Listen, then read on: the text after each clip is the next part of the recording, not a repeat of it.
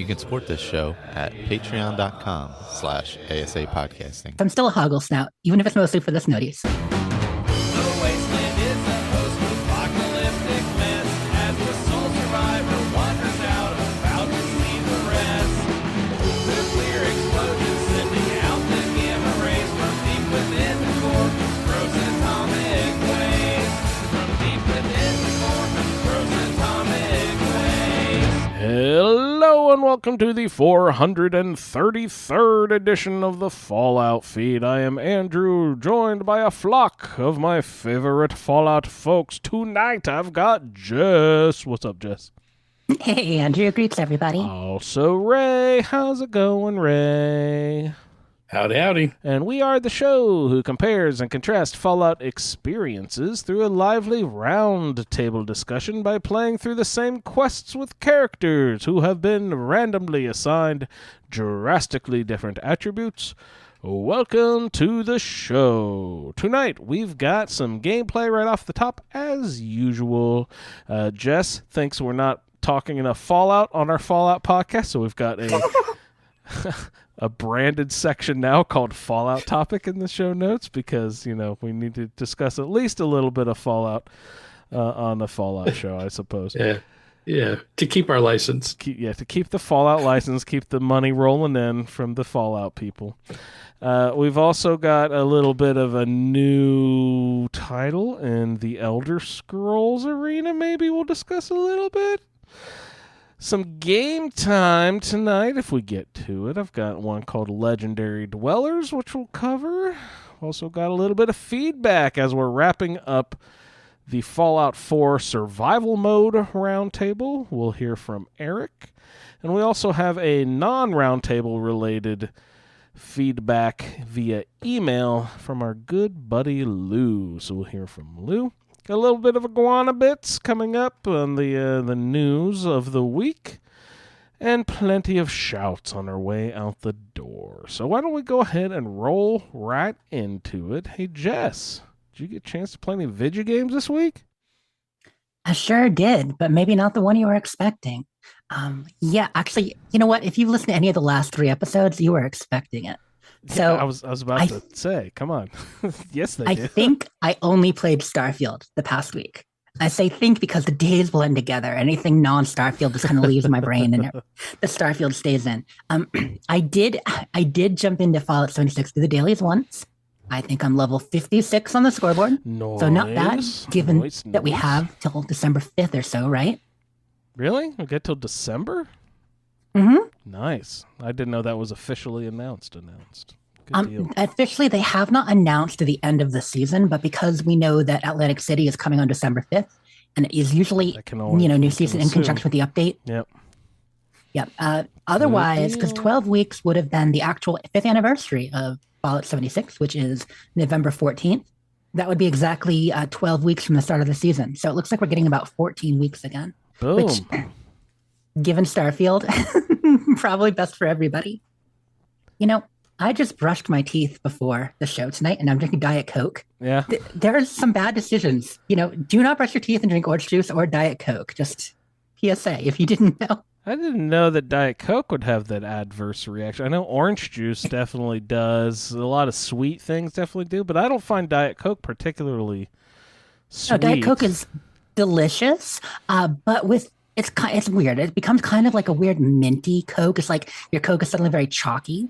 Like you're eating like Necco wafers, like Coke flavored. Anyway, so it's a strange combo. When you go visit Ray and go to the World of Coke, and I guarantee you they've got mint Coke down there at the World of Coke. Do they? Oh, I guarantee you they've got that. Yeah, they've got some really weird Cokes. Everything. So they've got like, Cokes from across the world where you get like all the weird, like, Malaysian flavors and, those weird Canadian flavors where they put ketchup in it or something, Yeah, right. You all dressed Coke. Coke all dressed Coke, or pickle exactly. Coke. Pickled beet Coke. Mushroom there's shiitake some Coke.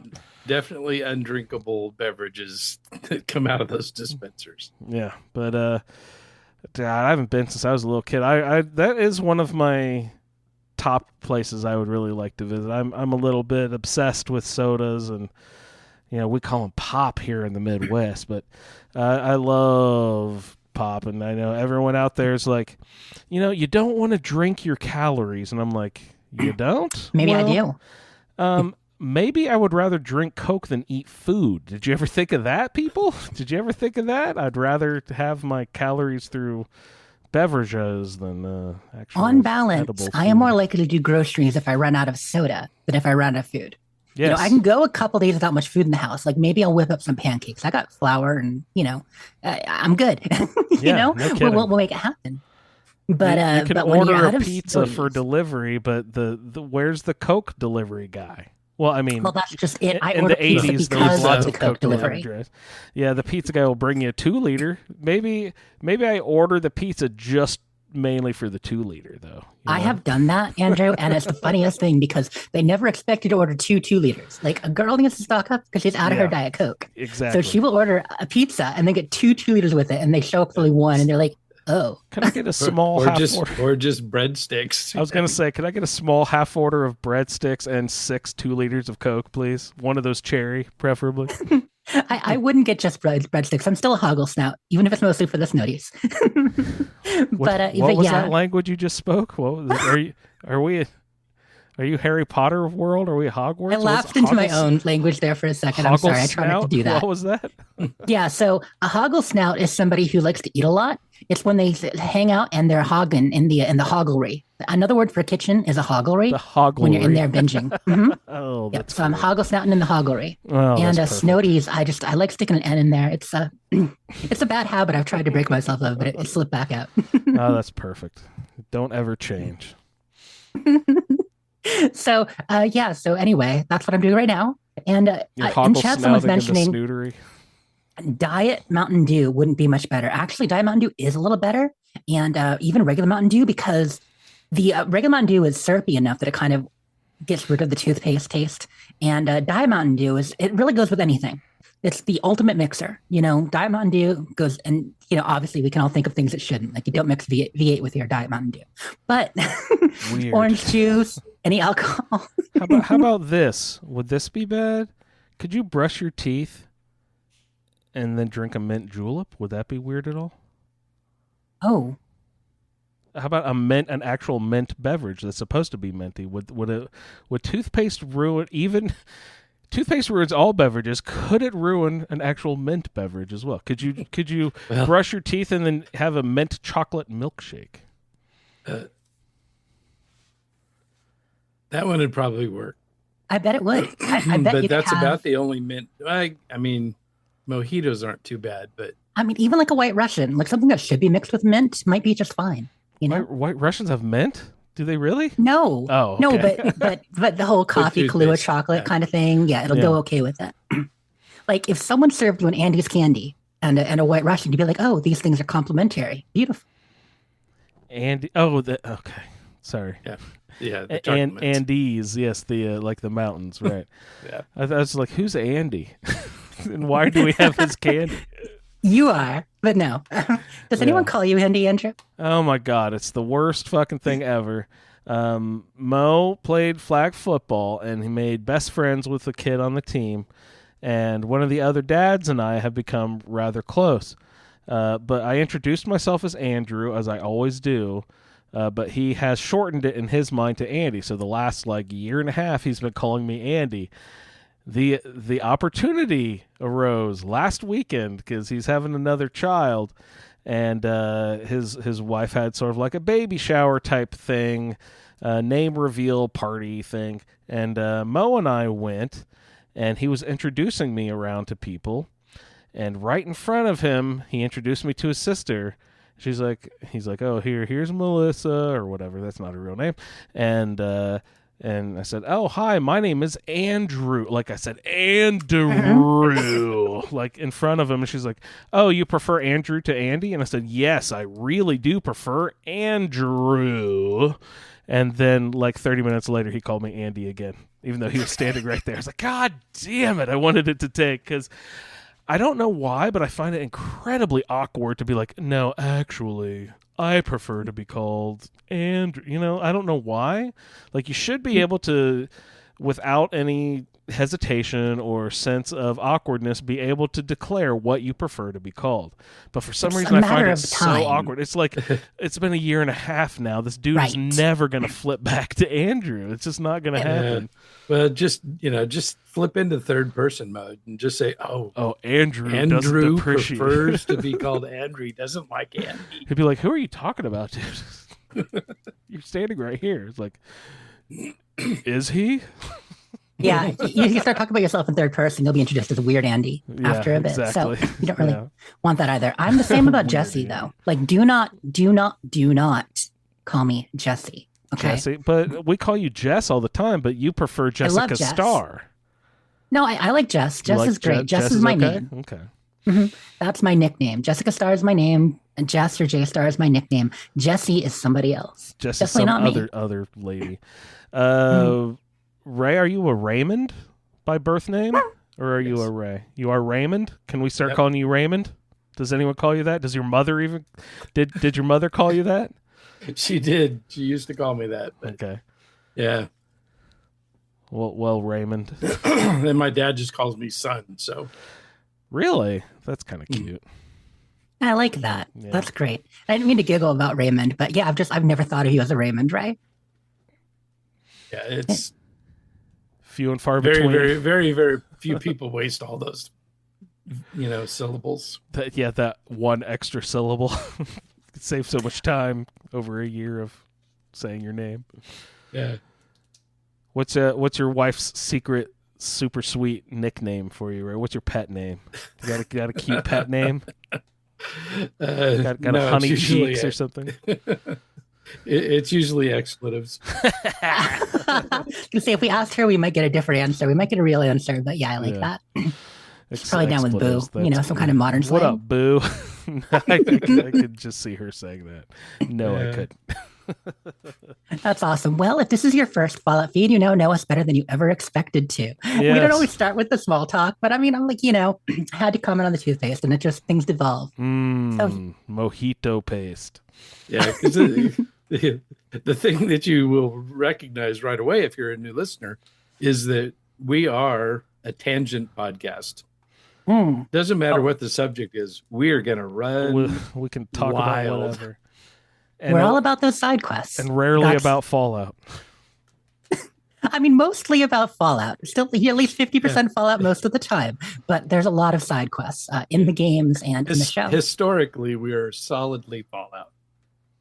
Historically, yeah. If you break down all of our categories of all the topics we've discussed over the 7 or 8 years and 433 episodes times at least 2 or 3 hours per episode, the at least 800 to 900 to over 1,000 hours of podcasting, at least a good 20% Fallout, guys. So we've got it. At got it least. going We there. do stand that litmus test of at least. But so the last 3 weeks, we talked about 30 minutes of Fallout, of Starfield.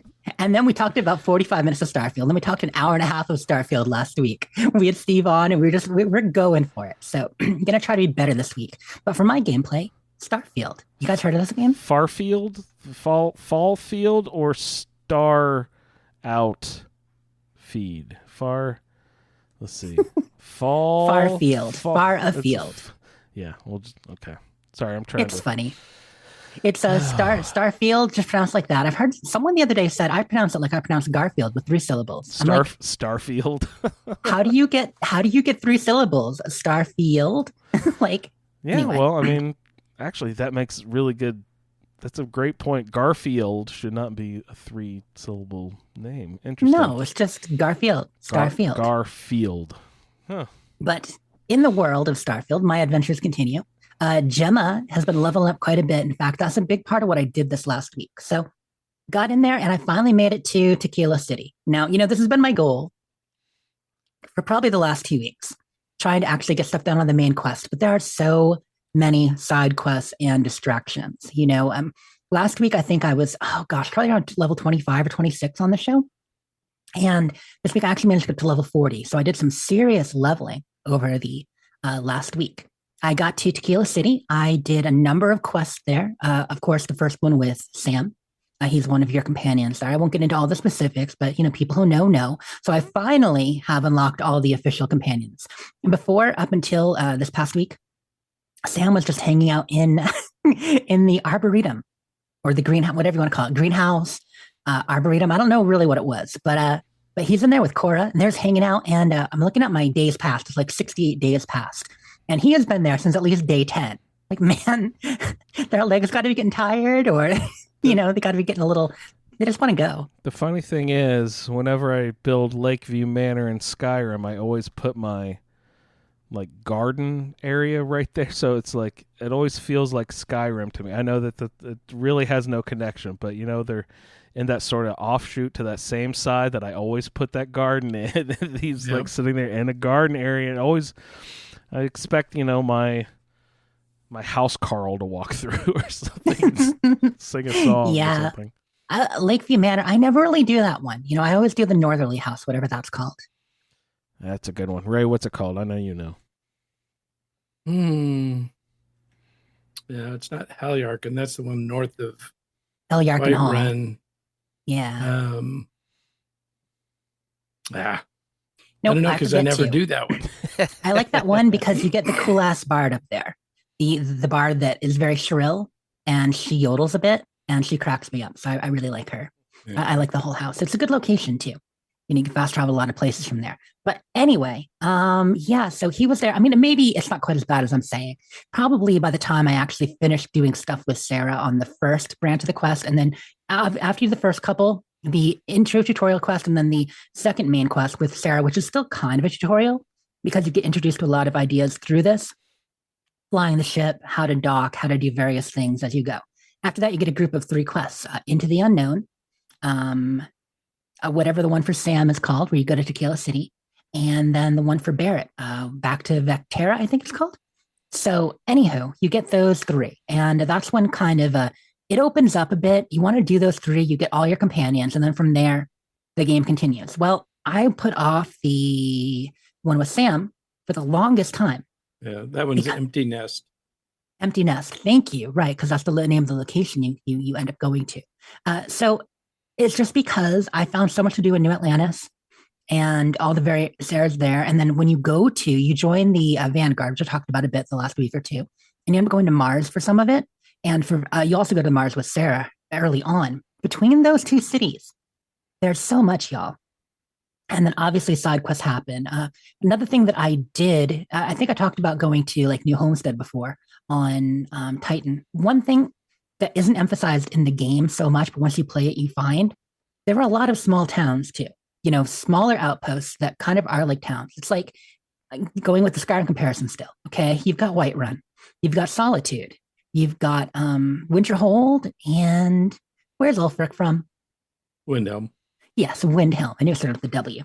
So you've got those. And those, okay, these are big cities. Okay, Markarth, big city. But then you've got all the smaller locations, you've got Dawnstar and such. I mean, technically, I suppose Winterhold is smaller at this point, too, even though it was once a major hold. Falkreath, you've got the smaller ones. And that's what New Homestead is.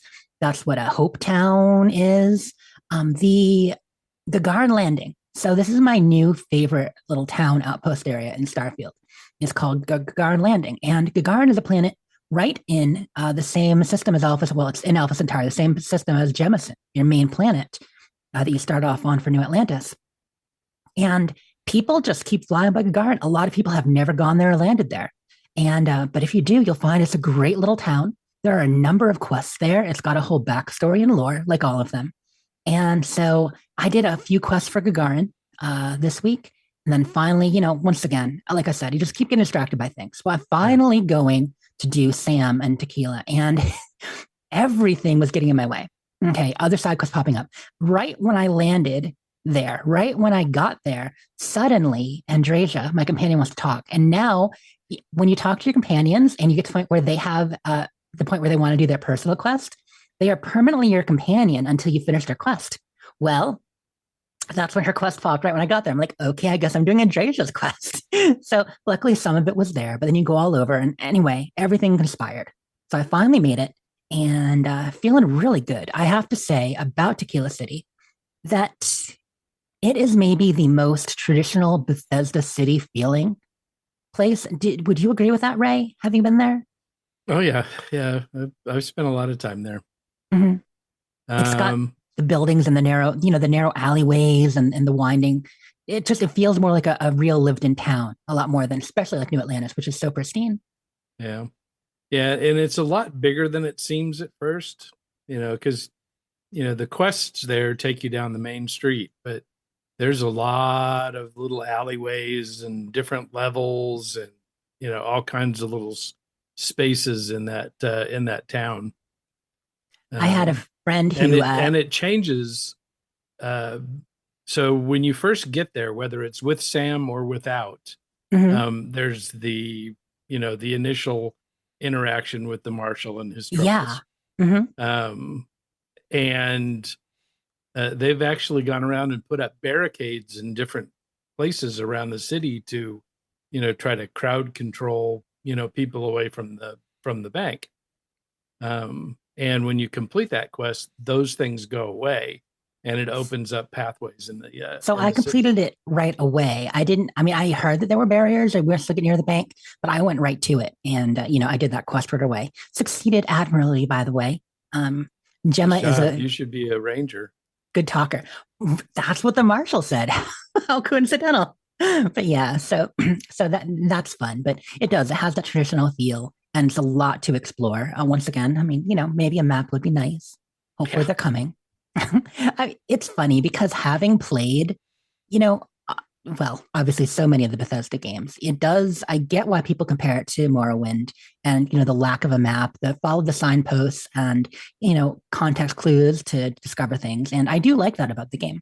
And I do have it memorized because I'm a person who likes maps, as you guys know. I like drawing maps. I like, just exploring and discovering every little nook and cranny. But that's not everyone. Everyone has a great sense of direction. And they should be able to have maps if they want.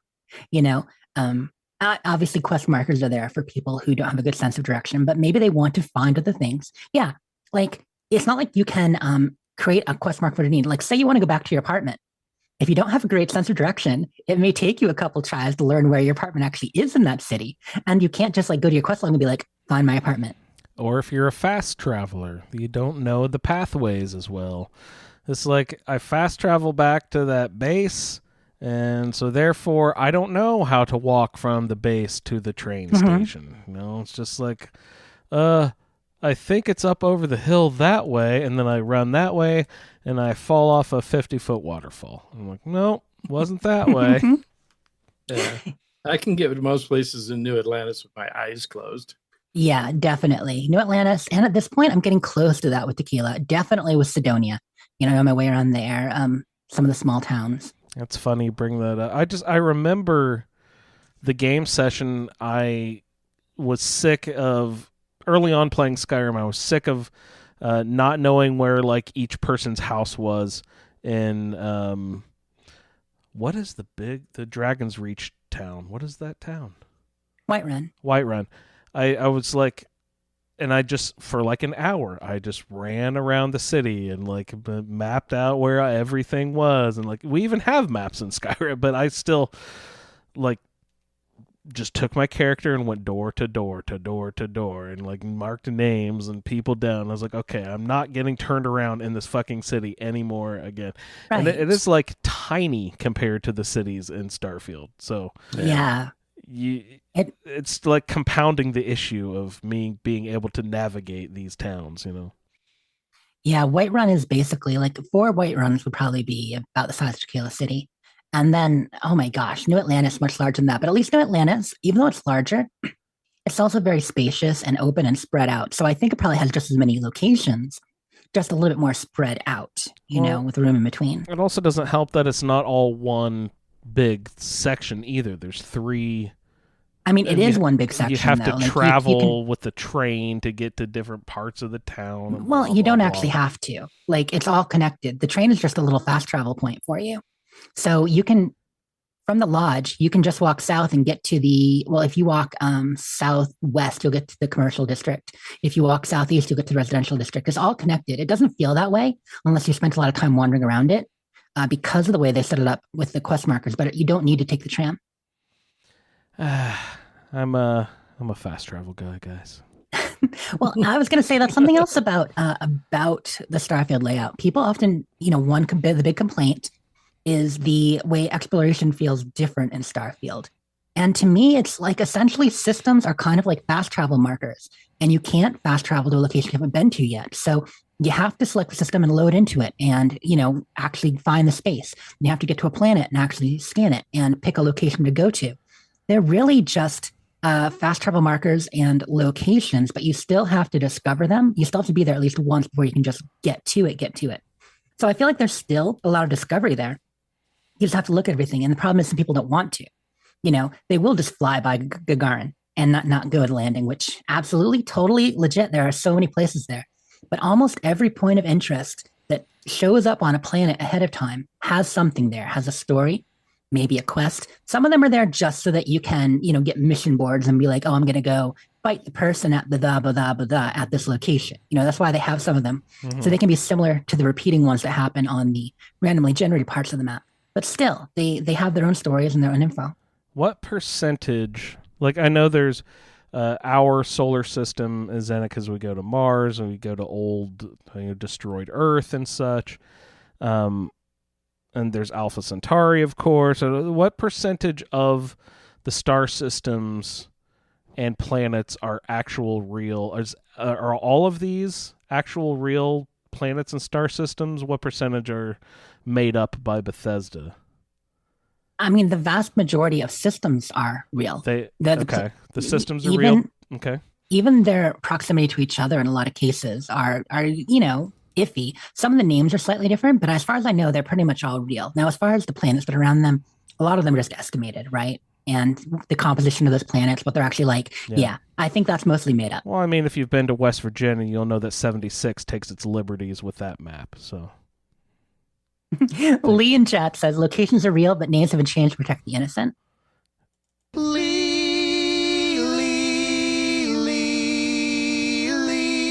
can't change that name. Well, one name you cannot change. He's not innocent either, so.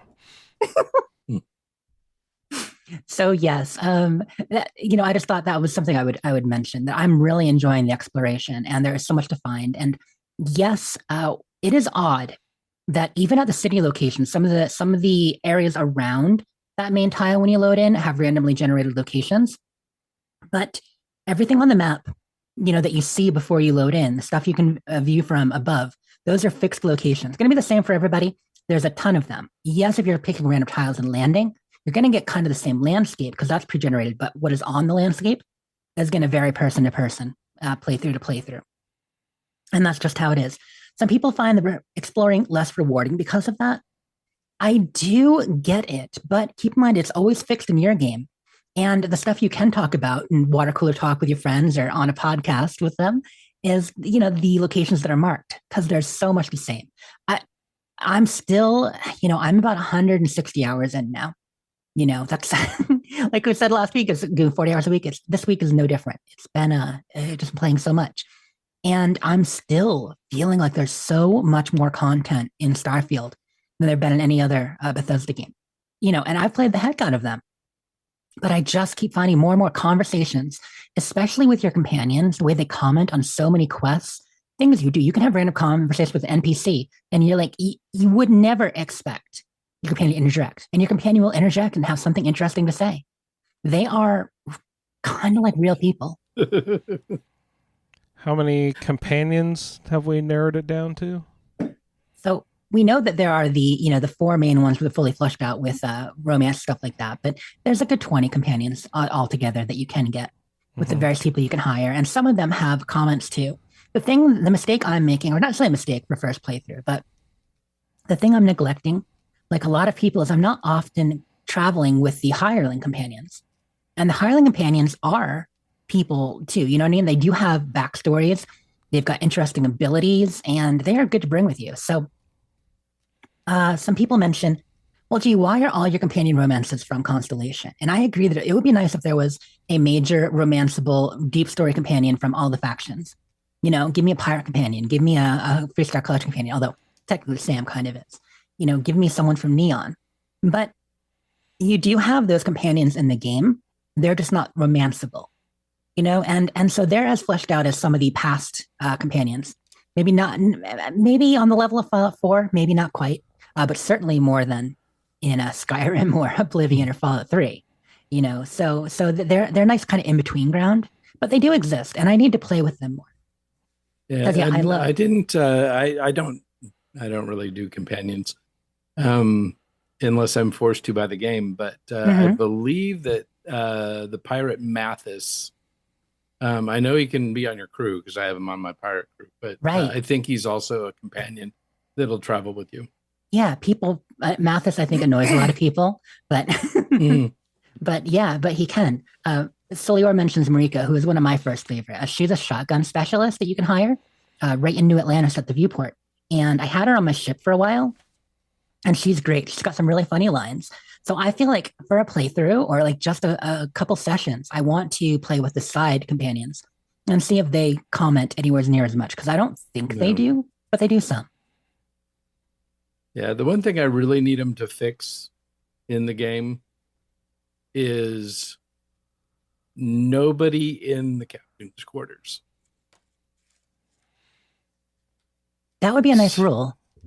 Because you go in and you need to recover from a rough mission. You go to lay down, and Cora's standing there. Mm-hmm. Like, girl, Mm-hmm. get out of my room. This is the captain's quarters. Get the hell out. Well, she's going to be a captain someday. Yeah, That's that's like great. Then when she you go can have her own quarters. back to your room at the lodge, and especially if you got to the point where you maybe have a romance with somebody, and you go in there, and Sarah is hanging out in the armchair by your bed, just like, hey, what's up? And I kind of want to sleep. Are you But this watching kinda me feels creepy. sleep, you creep? Get out of here. And so there's two of them. Because like before you're romancing, when you take a nap, often you'll wake up and your companion will be sitting at the like footstool at the base of your bed, or like a little bench at the base foot of of your your bed. bed staring at you with, sharpening their knife. Yeah, exactly. Or they're polite enough to turn their back, but still, you got Sarah in the armchair, other companion on the foot of the bed, and you're just there like, wow. All right, so it seems that there are fewer companions, but they're more in depth, more fleshed out. Incredibly fleshed out and more in depth. Some people are saying, well, wait, Fallout 4 had, actually, how many are technically romanceable in 4? 18 on the Commonwealth plus Longfellow they're not from romanceable. Far Harbor. Yeah, you can romance strong. You can't romance strong. You can max affinity strong and get the Right, lover's you can max embrace Nick when too. You he's can't romance Nick. when I'm he's talking. when he's in your camp. Lover's embrace. You can get the lover's embrace from anyone, all of those people, if you get them to max affinity. Well, that's more than I would think. I would have guessed that there were maybe 8 that would count as romanceable, 6 or 8 of them. Every single But- one of those, of the main ones, there's 18 in the Commonwealth plus You can get max Longfellow affinity, and sure. plus Gauge. Sure, but what I'm saying there is, you look at like Mass Effect. The first Mass Effect, you had 3 possible romances. Then later games, 6 or 8 possible romances, very fleshed out. I would say any one Starfield companion. I would say Sarah or Andreja or Sam. I think any one of them has as much dialogue as all the vanilla game companions in Fallout 4. Mm-hmm. I think one of them is worth all of them. Yes, that means Nick. Yes, that means Piper. Okay, Nick and Piper are special. They have a little more, but still, McCready. And I know I'm talking crazy talk here, but they are so much more fleshed out. Like, we love these characters. Kate, Hancock, obviously, has a huge fan club. And we put stuff on them. We project. We love their comments and the stuff that they do in the game. But our companions in Starfield do so much more. I think that's to be expected, though, as the games go on. Mm-hmm. It's just like Skyrim, in Fallout 4, there was the original 18 plus 2 with the DLCs, and then, Skyrim, it just seemed like there were hundreds, but, half of them could be hired. The other half were just like, oh, I ran into this town. Oh, this person wants to follow me and go kill a bear. Great. Yeah, the more detail they've gotten, the less they have each time. You're right. Skyrim, Yeah. you could have so many. You get Berlina or Jazargo. All the hirelings in every tavern had a hireling. You had Mercurio or... Mercurio. Be still my beating heart. Mm-hmm. I love that Or dude. is it Jen Zena? Who's the one at the Huntsman? Janessa. Janessa, thank you. So there are so many, and then of course with the blades, you got all them. You've got all your house carls if you get houses. So yeah, as they gotten more detailed, we've had less of them. Yeah. And Starfield is definitely the most like that, but they kind of re-added hirelings in with these others, and of course ones you can hire just for your crew. Which I don't like the fact they don't have names. You know, they'll have a person that just says like like astrodynamic specialist or laser weapon specialist. I'm not a fan of that. Everybody should have a name. Thank you. I'm surprised you can't like click into their details and give them a name or something like that. Maybe you can. I've never hired one, actually. That would be neat if they could. Yeah. Yeah, Very I like fun. I like Mercurio. It's funny. We develop affinities for various, like my favorite house Carl might be Iona. Well, I mean, I don't know. Yordas the Sword Maiden is awesome. Lydia gets too much crap. She's pretty cool. So I mean, yeah, okay, I like them all. And of course, any faction you join, you get people like in the companions. Long story short, the companions in Starfield have a lot to say, but I've been neglecting the side ones. And if not this playthrough, for a couple sessions, future playthroughs, I want to explore that more. They have a lot to And say. I think all these companions are, they've received the Lydia effect. So They have a bit. every single one of them could not be happier to take stuff that you want to give them and hold on to it for you and carry, it with them. Are you sure? Not one of them gives you shit about They've got carrying your slightly burdens. Snyder marks. Like it's one of the things where a couple of them, I'm like, are they going to complain or are they going to be cool about it? Like, I mean, No, I think I swear the first time I gave Sarah a bunch of shit, she was like, I'm sworn to carry your burdens. no, but she'll say something like, well, just don't give me the heavy stuff. Haha, just kidding. Or, stuff like that. Or, oh, I only take the good items. Like they'll say things like that. They'll joke about it. And none of them are outright annoying, except maybe Vasco. Can I just say Vasco? People love him, but he can be the most annoying companion, I think. Like he's so snarky at times. You humans and your feelings. And, I outside of when you have to have him as a companion, I mean, it's just excruciating for me because, it's bad enough that he's, got a lot of dumb things to say, but he says them so freaking slowly. And he's twice as wide as any other companion and loves to stand in doorways, right, Ray? Yeah. But at least you can push him.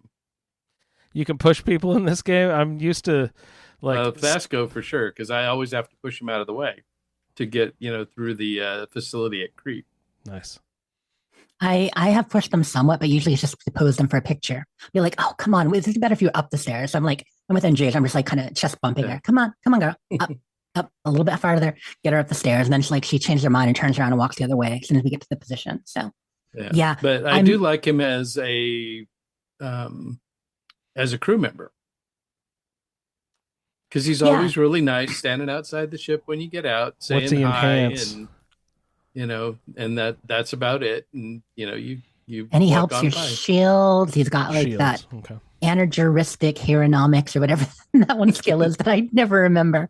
It starts with an A. Like, yeah, he's a good crew member, but the second you unassign him, he's giving you crap on the ship too, and just telling you how much better it'd be if he was helping you. So yeah. Anyway, companions, and because Vasco is voiced by Jake, who also did Zax. A lot of times I just have like this weird lingering feeling that Vasco wants to kill me. To bring it back to Fallout there. But the only things I'll say about my gameplay in Starfield is we went off on a bit of a tangent there. Other things that happened. So obviously I'm super into shipbuilding, and that's been fun. Little by little, I did a second ship, which is my Vamp, my Vault-Tec Advanced Moon Patroller. It was originally going to be Mars Patroller, but I'm like, you know what? No, Vault-Tec would focus on the moon. So I did my Vamp, and I'm still mostly playing with my Violet Capybara, my main ship. Little by little, I've been upgrading it. And that's the thing. People talk about how expensive their ships are, how much it would cost to make it. But usually how much it would cost to make it is not how much it cost you and how much you've invested, because you upgrade little by little. You know what I mean? So you've had your power go from like 14 to 18 to 20 to 24 to 27, and so you're constantly buying and selling, and you don't get all your money back when you trade that. But also sometimes you make mistakes. And it's funny, Ray, we've talked a bit about your PB30s, and I talked about my Vanguard Obliterators and how I love their lower power usage and stuff like that. And that had been good for some of the lower level quests and flying around doing stuff. Well, when I started taking on higher level space battles, and I'm like, you know what, I'm going to try Ray PB30s. So I tried some PB30s, and they were doing well, but they're slower. You've got a like 2.5 fire rate compared to the 6.65 fire rate. And so I tried then the PB100s, and I mean I could have done the auto turret ones they have a 5 fire rate instead of a 2.5 fire, but I'm like I wanted to just try it your way. And you're right, if you have them going, even the PB100s are basically the same, just a little upgraded. You're not usually going to run out of power. If you got them fully powered, you can just hold the trigger and keep shooting. So I was doing that, but they were so much slower. And so I made the big mistake of going like, okay, I like this, but I think my old ones are better because I was doing some high level ship battles. So I went back, and after having paid to switch everything over, a day or so later, I paid to switch everything back. And I even tied a 5th one to it. So instead of 4 obliterators, I had 5 obliterators. And I'm like, okay, I know that's 55 damage versus 92 damage, but they're so much faster. Ray, I was wrong. Mhm. I was wrong. Yeah, not only do they, in the middle of battles, I could not take out ships before I'd run out of power. Okay, because Yeah, they that's take the worst. Yeah. yeah, and so you're there, and you've got to recharge. You're trying to like do some fancy flying and stop things from locking on. So yeah, I messed up on that one. So I struggled through, and I did the fights with it like that. I'm like, okay, I got to go back. So after spending all the money to revamp, and then putting it back, I spent all the money to revamp again. And yes, maybe I could have gone back to an earlier save, but side quests and Yeah, distractions. a lot of stuff going on. Yeah. I'd played at least 2-3 hours before going and doing these fights and realizing the mistake I made. I wasn't going to reverse all that. Even just going through sorting your inventory and everything, cleaning out your cargo bay, like it all adds up. Tweaking your outposts, as the case may be. So I went back, and now I have a mix of. I am using C-class auto turrets. So I do have finally a C-class generator. I was running with a 29 reactor, a generator reactor. I had a level 29 reactor for power. And after leveling up to about level 35, I was able to unlock a C class for 34 power. So I updated that. So now I have some auto turrets on the back, and then I'm running the PB100s up front. Actually, am I experimenting again? Right below the PB100s, there's another one. It's like a P175 or something that essentially has all the same stats as the P100, but like 3 more damage. So I'm like, okay, I'm going to try those. Like maybe PN 175s. Yeah. Well, I think they're PBO 175s. Okay. They seem good. I don't think it's going to hurt me. So I did tweak it again, but I spent almost 200,000 on revamping and then revamping my ship again. Like it's a good 80 to 110,000 each time. Because of course you're tweaking other things. And it's just the cost of learning. It is a lot of credit. Because I've done that so many times. Mm-hmm. You think, oh, this should work. This will be good. And then it's like, crap, I should have stuck with what I normally do. But yeah, it's definitely good if you do the Vanguard. Then the PB turrets that they unlock. Vanguard equipment is a lot of it's pretty great. So but not those all of it you is the can best for run. high level. You can run 6 of them for 12 power. But you'll run out. You'll run out of power trying to use them. Or no, maybe I'm talking about my Vanguard obliterators. Maybe not on the PNs. Yeah. Or the PNs, whatever they are. But it's fun to experiment. It can be costly, but heck, money is no object in this game. That's how we learn, and it's more of an object on console, I will say, probably than PC. I mean, not that you're consoling yourself extra money. Oh, I know some people do. You're not. Yeah. But it's credits can be a little hard to come by, but you can always just take time and make them. There are a bunch of ways to do it, and that's why I'm not really regretting this as much, because I discovered a great XP thing that I've been doing that's working well. Now, we mentioned the spider farm last week, and I was kind of taken aback by that. I do not like the idea of murdering, your tame animals for XP. Not a fan of that, but there were some requirements to get there, and I get why people were doing it. But there are some systems where you're getting a lot of space battles, and I'm actually good at space battles, or I'm doing okay at them. And so I'm like, well, I'm going to go to a higher level area. And so as you're exploring, there's this one system. And Ray, did you talk about this too? Yeah. Did you on find the system, Serpentis? Yeah, Serpentis. Okay, so if you end up traveling to Serpentis and you're jumping around, there's a lot of Varun or spacers or ecliptic. Essentially, it's like the majority of the time, if you hop to a new planet in that system, you're going to be ambushed or attacked. Yeah, 8 or 9 out of 10 times I was getting attacked, and it Yeah, was awesome. I'm at least, at least 4 out of 5 minimum. And so that's plenty because what does it take? You load in, if you're not attacked within 10 seconds, you're like, okay, I can jump again. No big deal. Maybe 15 seconds, but usually it happens within 5 to 10. And yeah, so it's awesome. It's a great way to level up. And so I got probably, 7 levels just in space battles, testing my ship, doing that. And of course, you're not just getting XP from attacking things, but you're getting all kinds of junk. You're filling your cargo. I had my cargo emptied before doing this. The longest session where I got about 4.5 to 5 levels. My cargo was down to like 900 out of 1,800 cargo I have now. Actually, 1960 with Sam when you add in the bonus. And jumping over, I got it over 1900. It's somehow I got extra cargo even added up to like 1986 or something, like more than it was supposed to fit. And yeah, it was you get all the cargo, you get all the credits as you loot the ships, and you get XP. So highly recommended as a way to grind some levels. Yeah, and it's also good because those ships are so high level. If if you're spec'd into the tech tree and you have targeting and all that stuff, you if you flip those ships, instead of the 15 to 20,000 or 50, usually only making like 2,000 credits when you flip ships, in the lower level systems. Yeah. In this one, you're making 15 to 20,000. If you can manage to like stop and steal some of them, I am still really bad at that. I've unlocked targeting at this point. I basically just don't know my own strength. Even with the weaker guns, I can go there, I can target take things out.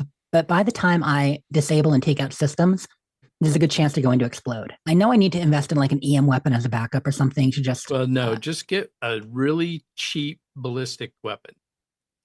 And you only need one. Okay, explain. How are you doing this?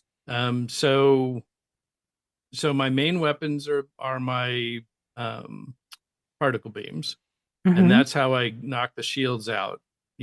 Lickety split. Which is what PB stands for, by the way. Yeah. Particle beam, right? Yeah. And then once the shields are down, then I switch to targeting mode. And start working on the engines. And it's usually, if you can get the shields down before you destroy the hull, then you can just plink away with your little gun at the specific engine system, get it taken down, and then that disables them, but they can still shoot you. Well, but if you can get it to where you can board them, even if they're still shooting at you, they'll stop. And so then you board the ship and then you go in and do your shooting. That's the piece I've been missing then, because I kept trying to take out their weapons as well, trying to take out their weapons and engines. No. Just take out the engines. Once the shield's down, take out the engines. You'll be good to go. And so you got to make sure it's always the last ship. Right. So take out the smaller ships first, and then go after the big one.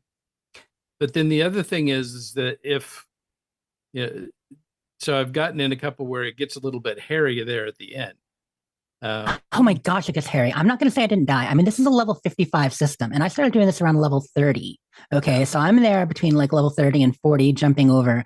And some of these are way too much. Like if you get a couple of Varun revelations, like you get 2 of the revelations or Revelation 2, some of the other big ones, they will take you out. When you get 3 or 4 Varun on you in a meteor field, if I get 3 Varuns, I jump. And then come back later and it'll be something else. I still try, but because I have succeeded for sure. But yeah, that's the one it's that will hard if kill there's me is three when there's of three or them. four, especially if you're in a if you're in the asteroid field Yeah. because they can hide. It's hard to maneuver. You, You crash embarrassingly, into them. yes, you're like boosting away and you're like kapow right into an asteroid. It's the worst. Yeah. Cracks me up though. But yeah, so if it starts getting a little too hairy while you're in targeting mode, you can just switch back to your particle beam and finish them off and try to steal the next ship in the next planet. But yeah, if you, as soon as you see the little R pop up to be something else in console, but as soon as you get the little docking indicator, hit it and you'll dock with the ship and everybody stops shooting. It's like wrestling. You're basically like wrestling them, and then you're gonna win. That's awesome. Okay, I am going to get good at this because I can steal ships on planet, no problem.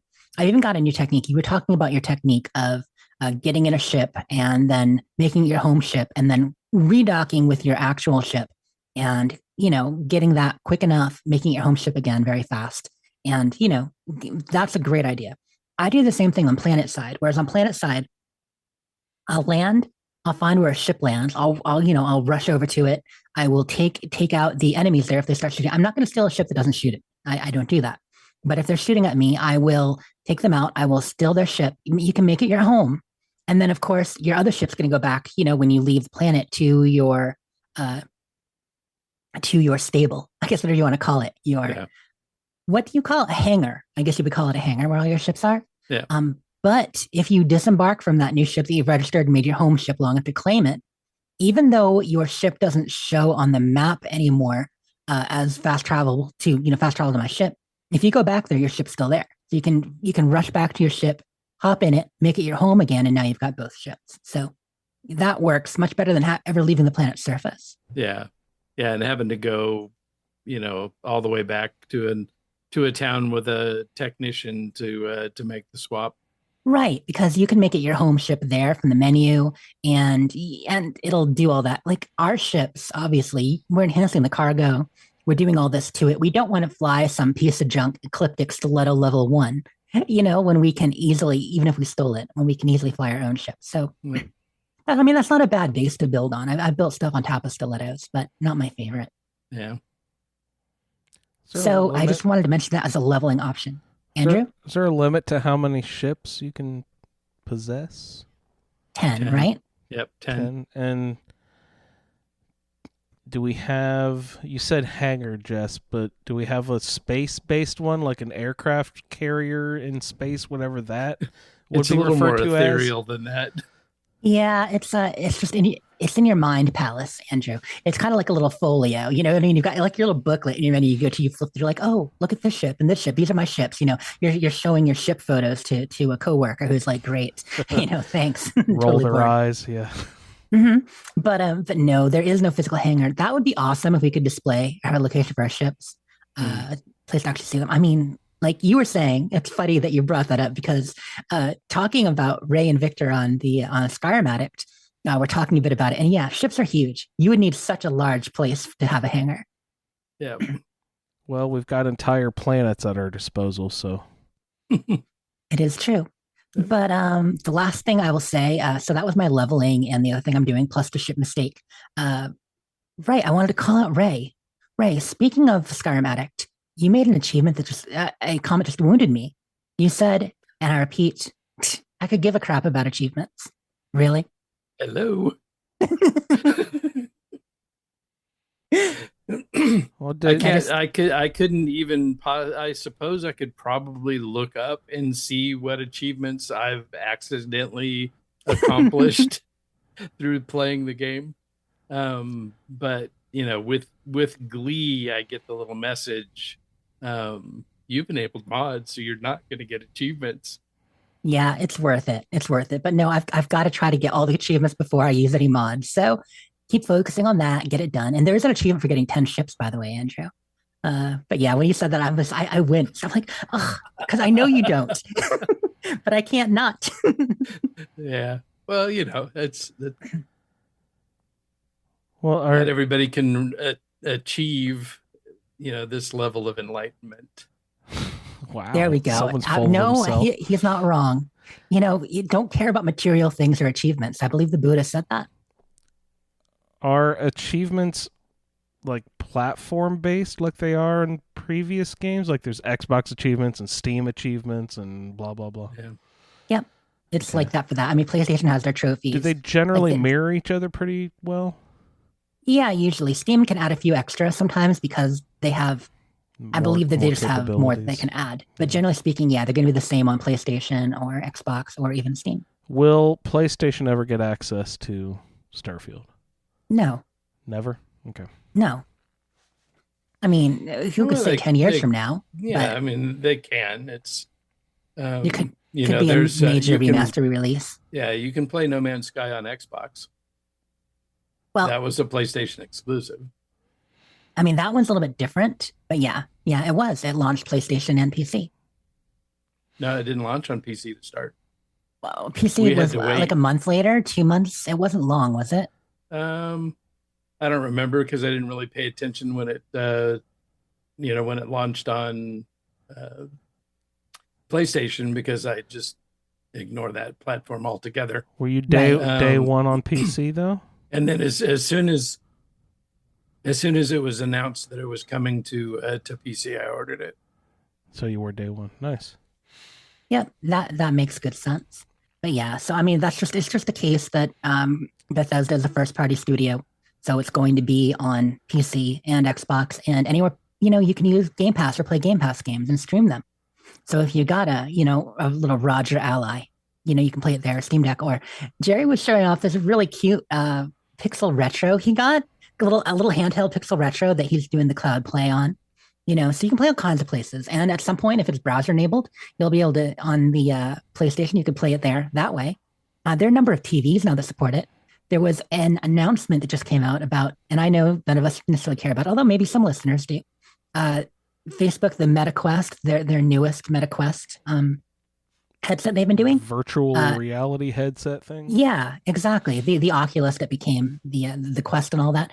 That is going to be able to stream and connect to Game Pass Ultimate games, I believe, starting this winter. So you wouldn't actually have to own the Xbox? Yeah, you would if you had to stream. No, you don't have to to own an Xbox. No? Just have to have a Microsoft account and get Game Pass and then okay. Yeah, exactly. Then you just play on your phone. Yeah, we've talked about this a few times. As long as you subscribe, you can play it on your phone or play TV. on your phone. Yeah, I tried Starfield on my phone and I was like, nope. Not the best for that. No, Nope. It's a little small. But Samsung TVs have it natively now. A number of the newer models the last year or two. You can just jump right in. It's blocked from Sony televisions still, though, right? Probably, yeah. And I mean, Panasonic as well. It's just a special thing with Samsung. It'd be great if more TVs would do it. Oh, Sony. That is all of my gameplay. Oh, we're doing gameplay? I think it was in there somewhere. How about you, Ray? You been playing any video games this week? I did play a video game. A game? Single game. Was it... But I played it many, many times over. Was it Skyrim Yes. Shelter? No, Not Skyrim Shelter? not Skyrim Shelter. So after we talked last week, I had to spin up a Beast Hunter character and try out gastronomy. And Not only can you tame them, but you can also ride interesting. them. In an age when nature and magic rule the world, I gotta play it every time. there is an extraordinary legend. The story of a warrior who communicates with animals, who fights sorcery and the unnatural. His name is Ray. last of his tribe. He is also called Beastmaster. Is there any sorcery in Starfield? There is, but I haven't gotten that far in the game. Okay, sorry to interrupt, Ray. I got to drop that every time you mention Beastmaster. So just so be my forewarned. Beastmaster is Ernest Hemingway. Wait, he said it again, everyone. Not only can you tame No, them, don't but you you dare. can also ride them. In an age Okay, when sorry. Uh, What are you taming? Yeah, so what are you unfortunately, mastering? You can tame them, but you can't ride them in this game. But anyway, so he's not only is he big game hunting, but he's also collecting all. But you were saying you can actually tame like the wild alien horse mantis things running around. Yeah, that's how you make the spider farm. Oh, okay. Jen's going to figure out how to ride them if anybody does. Yeah, she will. That's true. Space friends. But so this character really kind of spec'd into science and social with the gastronomy, and then science gives you zoology. Mm-hmm. So a lot of scanning, collecting data, completing planets, selling it to Vlad, and doing that kind of thing. It's not really compelling gameplay for me. So I think I only got him to like level 18 or 19, something like that. That's pretty high for not compelling gameplay. That is, I mean, how many hours? 18. I mean, I play slow, but wouldn't that still be a good 30, 40 hours on the character? 20, 30? Could be, but that's one day. Right, 24 hours in a day. Okay, no, that makes sense.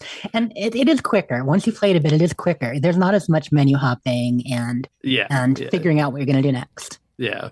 And, so this one, not a lot of questing or anything like that involved.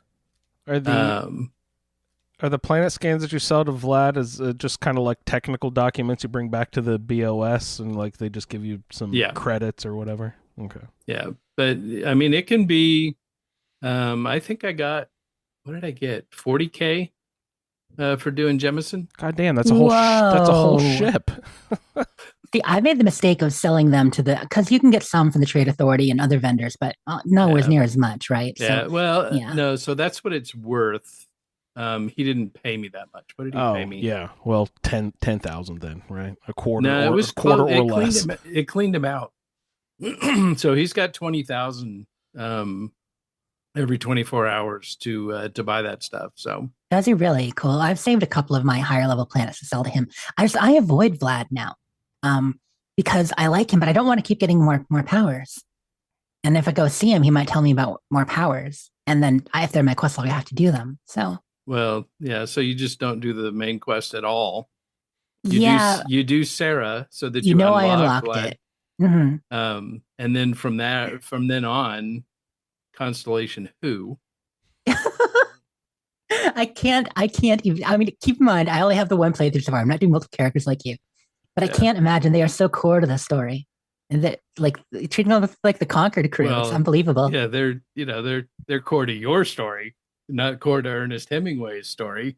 Fair. He's hunting animals and collecting books. He's a beastmaster. What do they care? Wait, you waiting me to play? I'll play it. I thought for sure it was coming. Here you go. Who fights sorcery and the unnatural. His name is Ray. There you go. He heard it again. Perfect. So red. Yeah. So I spent a fair amount of time with my Neon Street Rat character. That's really fun. So that's a thieving character. We're playing Cyberpunk now? Is that what you're talking about? Pretty much. And yeah, I got to say, so if you ever are going to get caught with contraband, do it in Neon. Okay. Everything's legal in Neon. Well, so I got caught with a little bit of contraband, and I got my 650 credit bounty and had to go to jail. And in Neon, when you get released right in front of the chest with all of the contraband items. So you just So steal the stolen if you're leveled stuff? into sneak, you just drop down into sneak. You steal all the stuff that they took from you back, plus Okay. all the stuff that they had in their chest, Oh, wow. and all the stolen stuff in the locked chest above it, and you walk out. So thanks. Nice, nice day in jail. You also slide a walk down grenade the- in their pocket on your way out the door. You walk down to the opposite side of the mall area there to the trade authority and sell it. And I got for my $650 bounty, I cleaned the trade authority guy out 3 times. Attaboy. That's like 33,000. Yeah. So you do have to go annoyingly sit on the bench outside his shop for 2 days, so that his money regenerates. Is that and go back in and sell it? Is that stuff not like flagged and you have to find a fence and all that? Trade authority is the fence. Trade authority is the fence. Okay. Yeah, they don't have many scruples. Yeah, Cool. And since you're already on planet with the stuff, and it's literally just right across the hall, You're not going to get caught by the space you're police. not going to get caught for having the contraband. So yeah, get caught in Neon. Ray's If you're a sneak character, if you don't have sneak, you're going to get busted. So don't do it. But if you have sneak, then knock yourself out. And this character also does pickpocketing, which is not super practical, but a lot of fun if that's your character. Because it's you have to find people that are isolated, and you usually don't get too much. I've had to steal clothes from people before because there just wasn't anything else in their inventory. Shirt off their back. Do they get naked when you do that? Negative. Okay. So, but also, she got a job at the fish factory. Well, that's The wholesome. hallucinogenic fish factory. That's the one. So it's a lot of fun and an interesting quest, but again, so in order to make Aurora, you have to, so this is going to be totally a spoiler. You have to go down to the water and hunt chasm bass, which are very rare. You only Okay. get, 1 or 2, maybe 3 if you're lucky. They're hard to get to where you can kill them. It would be best if you have the second skill of boost packing, the one that lets you hover in the air, because you have to swim out into the water, get them to attack you, and then fly up in the air and shoot them. Because you can't fight in the water. Because you can't fight in the water. Mhm. So this is something you figured out? I mean, have other people been doing this? Is this? Oh, I don't know. I don't know where else to find chasm baths. There's nowhere to land on Neon. Yeah, no, I wouldn't And there's think just so. this one there's one platform that goes down onto the water, that you can do this in. As far as I know, the whole planet is pretty much water, right? Yeah. It's not like a bunch of islands or anything. No. I wonder if anyone has taken the time to basically try landing sites all the way around the planet, like just keep hunting, see if anything's not ocean. I don't know. But it's not easy to get the components. You end up with a lot of them naturally through the quest, Right. They must have fishermen, but like in the not game. not the crucial. There's 2 crucial ingredients that are not easily attained. So, Mhm. I'm not making a lot of money off of creating illicit drugs, even though I did go to the trouble of building a pharmacy lab in my ship.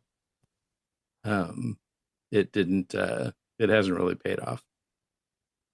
So this is your Neon Street Rat, and then you've got Ernest as the other one. Vern, there's nothing like a picnic in the great outdoors. Being at one with nature, you know what I mean? So am I reading this right that you've got basically like 4 main characters you're playing now? Well, there's 4 that I mainly played this week. I did a little bit of time with Cletus, the shipbuilder. Right. A little bit of time with Timothy the pirate. He's the one that has been spending time in Serpentis. He was your original character, right? The one you probably played the longest up until this week. Yeah. Yep. Yeah, he's the one I did the most of this, the big side quests. So he did Ryujin, Vanguard, Sistef, and sided with the pirates.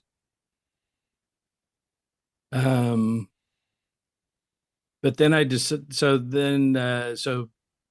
Fudge Muppet has started putting out character builds. Okay, cool. So they did a pirate, and I hadn't really messed with it because I had, my pirate was doing great. But I wanted to check out the alternate entry into the Crimson Fleet. So there's a way you can get in without having to do the SysDef. You become a enemy of the SysDef. So any SysDef ships you cross when you're planet hopping will attack you. But that's just more XP and credits. So that was an interesting way to go. That I like that way better. Number one, it's a hell of a lot faster. Yeah. A hell of a lot faster. But that character is leveled almost exclusively through planet hopping. I just started. She was level. Gosh, what she was level maybe 14 or 15 before I started with the Crimson Fleet. Cool. So, but and all those levels came from. So I was level 4 when I left the lodge, and never looked back. And so all those levels came from just fighting ships and hopping planets. Because you get every planet that you hop into, you're getting 50 to 20 XP.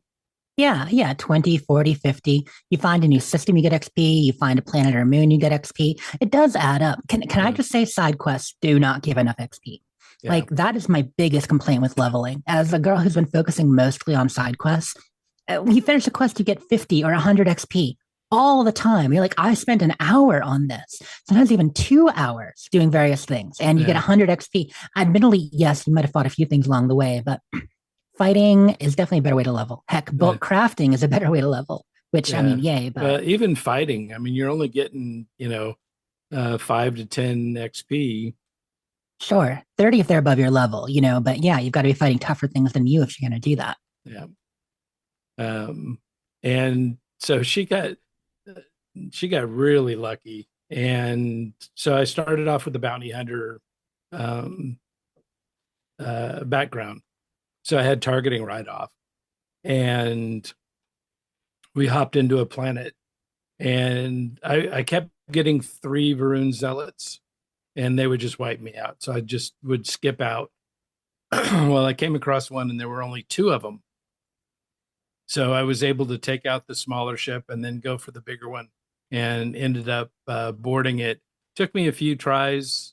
I did a quick save early on in the battle, and I eventually was able to kill the zealots because they were double my level.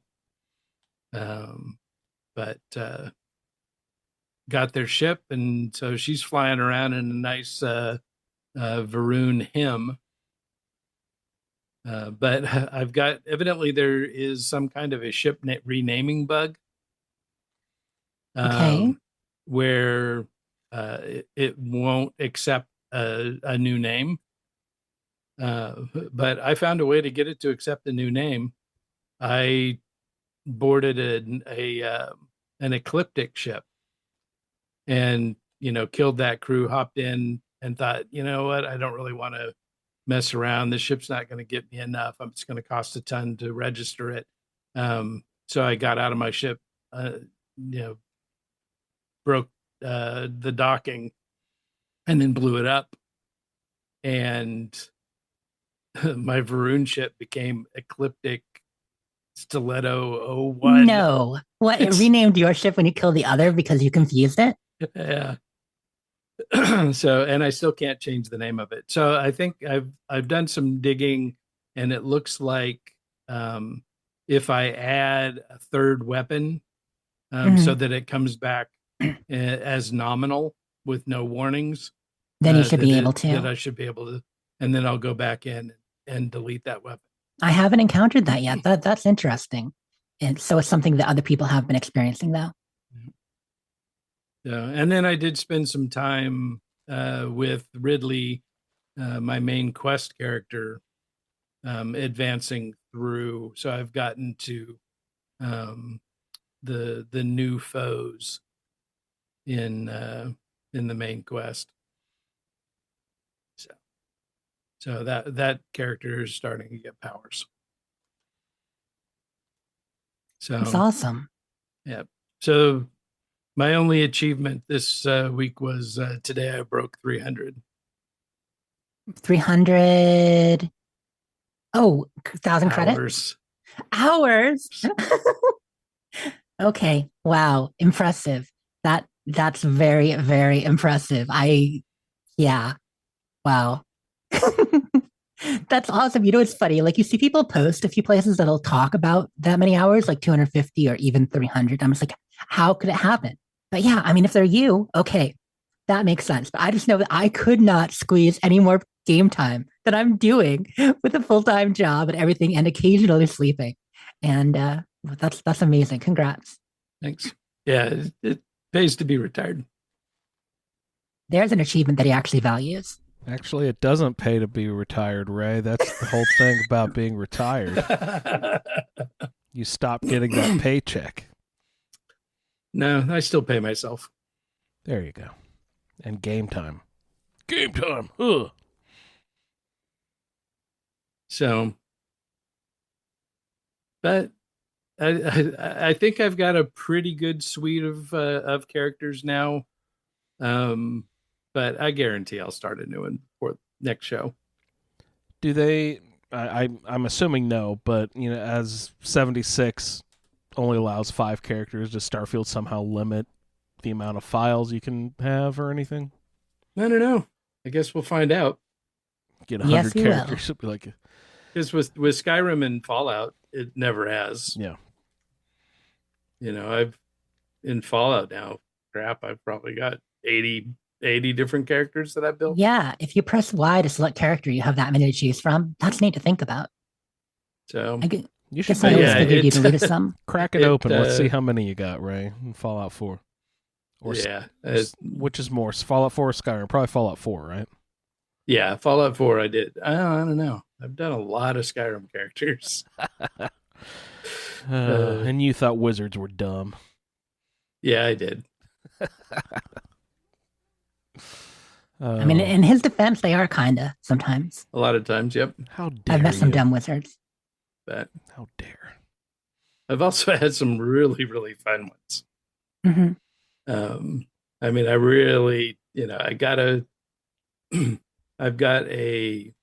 illusion mage that just, walks into a room, incites everybody to riot, and because there's a perk in Ordinator that damages the last, I think it's like Battle Rage or something like that. It damages the last man standing. And so you can incite them all to fight each other, and the last man standing goes down because of that spell? Isn't that you in most cases? No. It's the enemies last standing. Last standing. Oh, okay. Yeah. I got you. He also has a spell called Conjure Popcorn that he uses when he does this. Snack time. Yeah. Mm-hmm. Yeah, and so it's because it's so highly spec'd into illusion, he's also always invisible. So it's a really fun way to play the game, because you do just kind of sit back and eat popcorn and watch these people killing each other, and then you don't even have to see. I've had situations where I've walked around a corner, incited a group of people, and then gone back to the other side of the wall, and when you're close enough to the person, that's when they die. Is if they're close to you, they die. And so they're on the other side of the wall. They have no idea you exist. They don't know why everybody flew into a rage, but and then you just hear them go, ugh. And then you walk into the room and see what happened. See, this is why one of many reasons we love Skyrim. But yeah, it is such a fun game to do that kind of stuff with. The mods will come. Like, I'm still hearing a lot of good things from modders who are enjoying this. I know we need a lot more tools for Starfield, but they are excited to get to it. Yeah, Script Extender's available now. I've got that loaded. Don't have any mods yet that use it. I really don't use a lot of mods. I do have, so I have to keep track now of who's running the bullet mod and who's not. Okay. So it's not fully integrated into Vortex yet. So I'm not keeping separate saves by profile. But it's all good. I'll start adding mods eventually. I just really don't need a lot. There's not a lot I don't like about the game. Yeah, no, not to start. Like, eventually to play with things, that'll be fun. But right now you just want to see everything, I imagine. Yeah. And try all these different things. Lee wants to know, what's the bullet mod? So it lets you craft bullets. Oh, excellent. So now I build outposts. Mm-hmm. So I was building on Lantana, but now my new favorite place to build is Samadi, just across the sky from your Alfonso or whatever it is. Your little, Paradise Beach Club. Yeah, that's Nasoy. That's Nasoy that does that. Oh, okay. I thought it started with an A.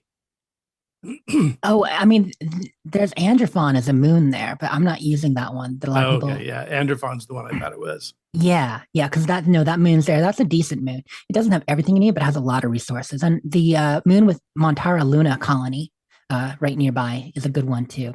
But I had avoided the Cheyenne system for the longest time.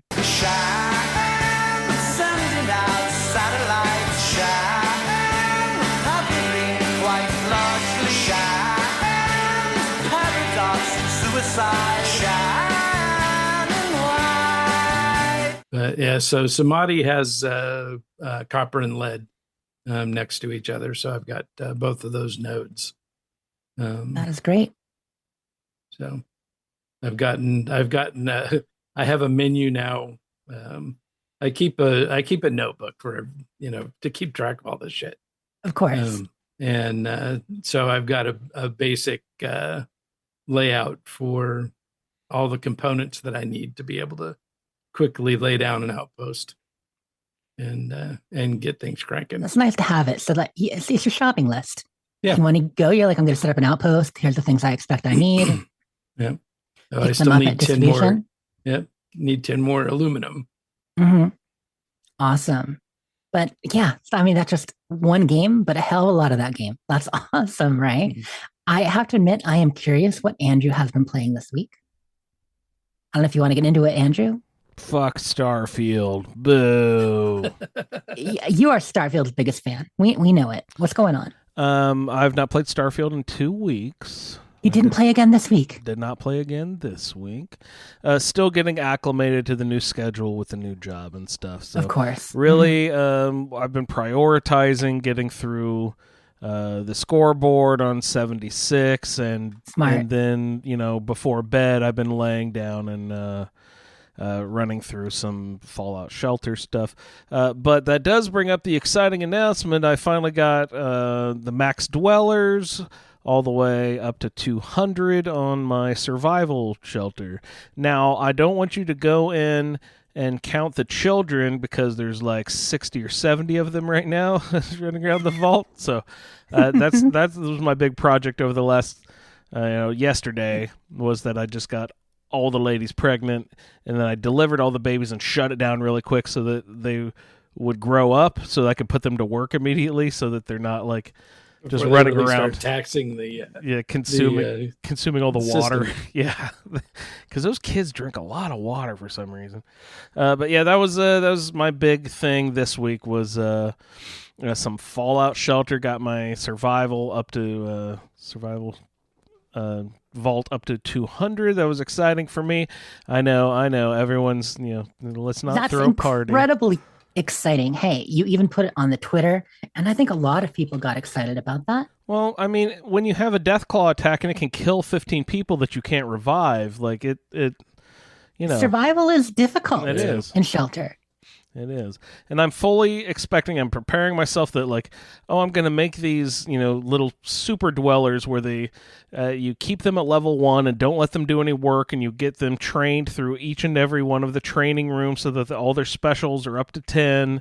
And that takes weeks to do, And so I'm fully trying to prepare myself for when I do finally get those guys out of their training rooms, that you're going to prepare these guys for weeks, and then you're going to get a Deathclaw attack, and it's going to kill 4 of them, and you're going to be like, well, that's 28 days down the fucking tubes of effort. So, but at least they'll be better suited to go toe to toe with the Deathclaws themselves.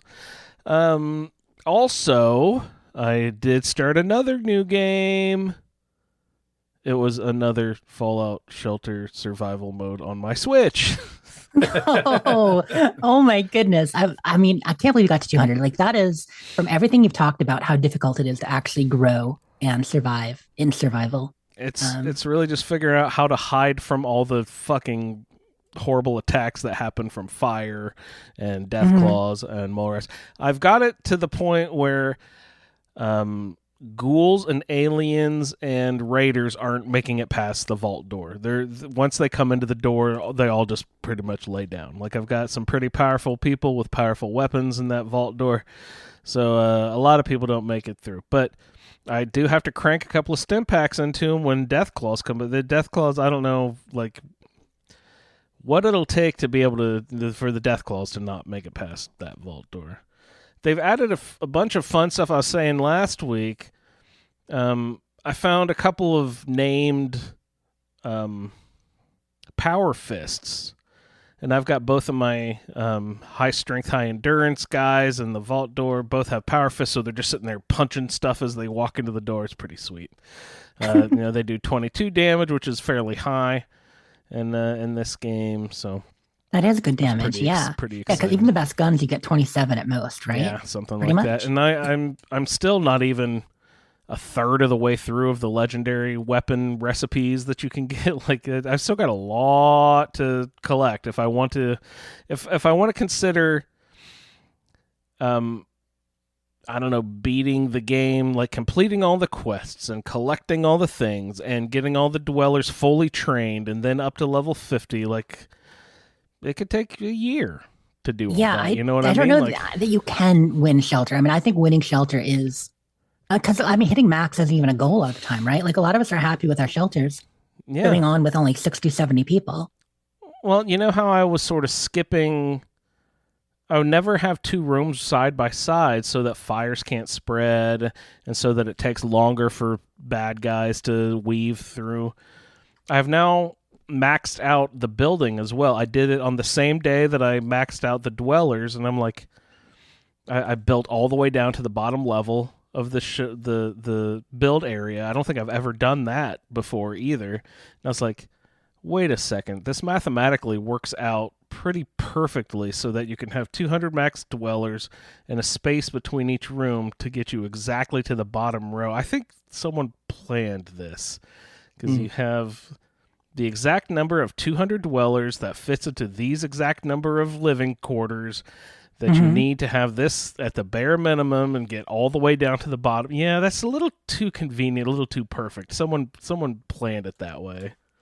So, but anyway, it was just fun getting that far, and I'm just gonna keep cracking at it as long as it keeps being fun for me, and I'm enjoying seeing some new outfits, some new characters that they've introduced. Like you can get like alien spacesuits and stuff now, so that's pretty fun. And I'm hoping that the Halloween quests will come back around here in the next couple weeks. I don't remember how far in advance they released those in the past, but I want to get some ghost costumes. Those were always fun to get.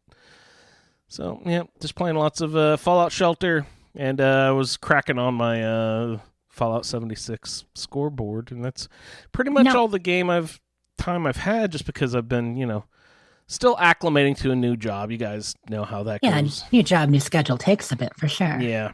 I'll figure out how to elbow in some more game time here pretty soon. But that's pretty much all I've done. I didn't play any Fallout 4. I still haven't completed the, taking back over the poor people who you helped settle and, get your settlements going and then take it back. Like I haven't done any of that yet.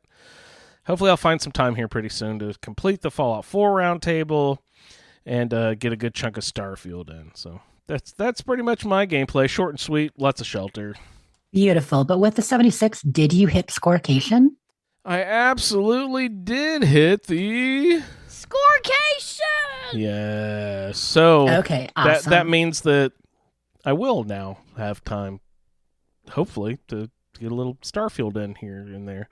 But, should you want to, or No Man's Sky and Shelter, whatever works for you. I was so discouraged by that ship shit not working 3 times in a row that, like, I was kind of fine not playing any Starfield because it left a real fucking bitter taste in my mouth for a while. So, but that is going to be a priority to finally figure out shipbuilding so I don't spend a bunch of time getting the ship put together and then show up to a fight and not be able to pull out my guns, because that's really silly when you show up to a gunfight and you didn't bring guns, and you also forgot your knife at home too. You show up to the gunfight with absolutely 0 weapons. You show up to the gunfight with a flower in your hand. That doesn't work. So ram them. Just ramming speed, sir. Try to do that. We'll see how that works, Ray. I'll report back, and I'll be even more mad at Starfield next week. I mean, you were somewhat enjoying it up until that situation. So I've been pummeling through it, having a real good time and everything. It's just I got frustrated with the billing part. And then I was thinking, maybe instead of fighting them, could I build like a Trojan horse of sorts, like build a ship like theirs and like show up and be like, I'm just one of the guys here. Just, yep. Yeah, no, it doesn't work. How's it going, I've stolen a ship from the Varun Zealots, and they know they know the bat that the serial code doesn't match, sir. They're codes. Yeah. It's a fairly old one, but it still checks out. Just rename it UFO, like in your Fallout Shelter post the other day. Oh, that was fun. I took a little snapshot of one of the new alien quests that I hadn't done before, and posted a picture in the Twitter of like a crashed UFO in the depths of one of the the caves. It was pretty fun. That was I got my new alien spacesuit from that quest. So it's good old fashioned fun there. Speaking of Fallout Shelter, Jess, you were saying that you were the lucky recipient of a new game called Skyrim Shelter. I do not believe that's exactly what it's called. That's what it's called. It's the new best Elder, like how Fallout Shelter's the best Fallout game. They now have a new best Elder Scrolls game, topping Blades, now called the Skyrim Shelter.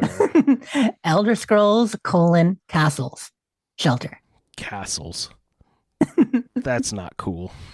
So not officially announced yet, but yes, yesterday in the store, it was noticed late morning by somebody on Reddit and then spread from there across Twitter and elsewhere. When you say store, is it the Google Play?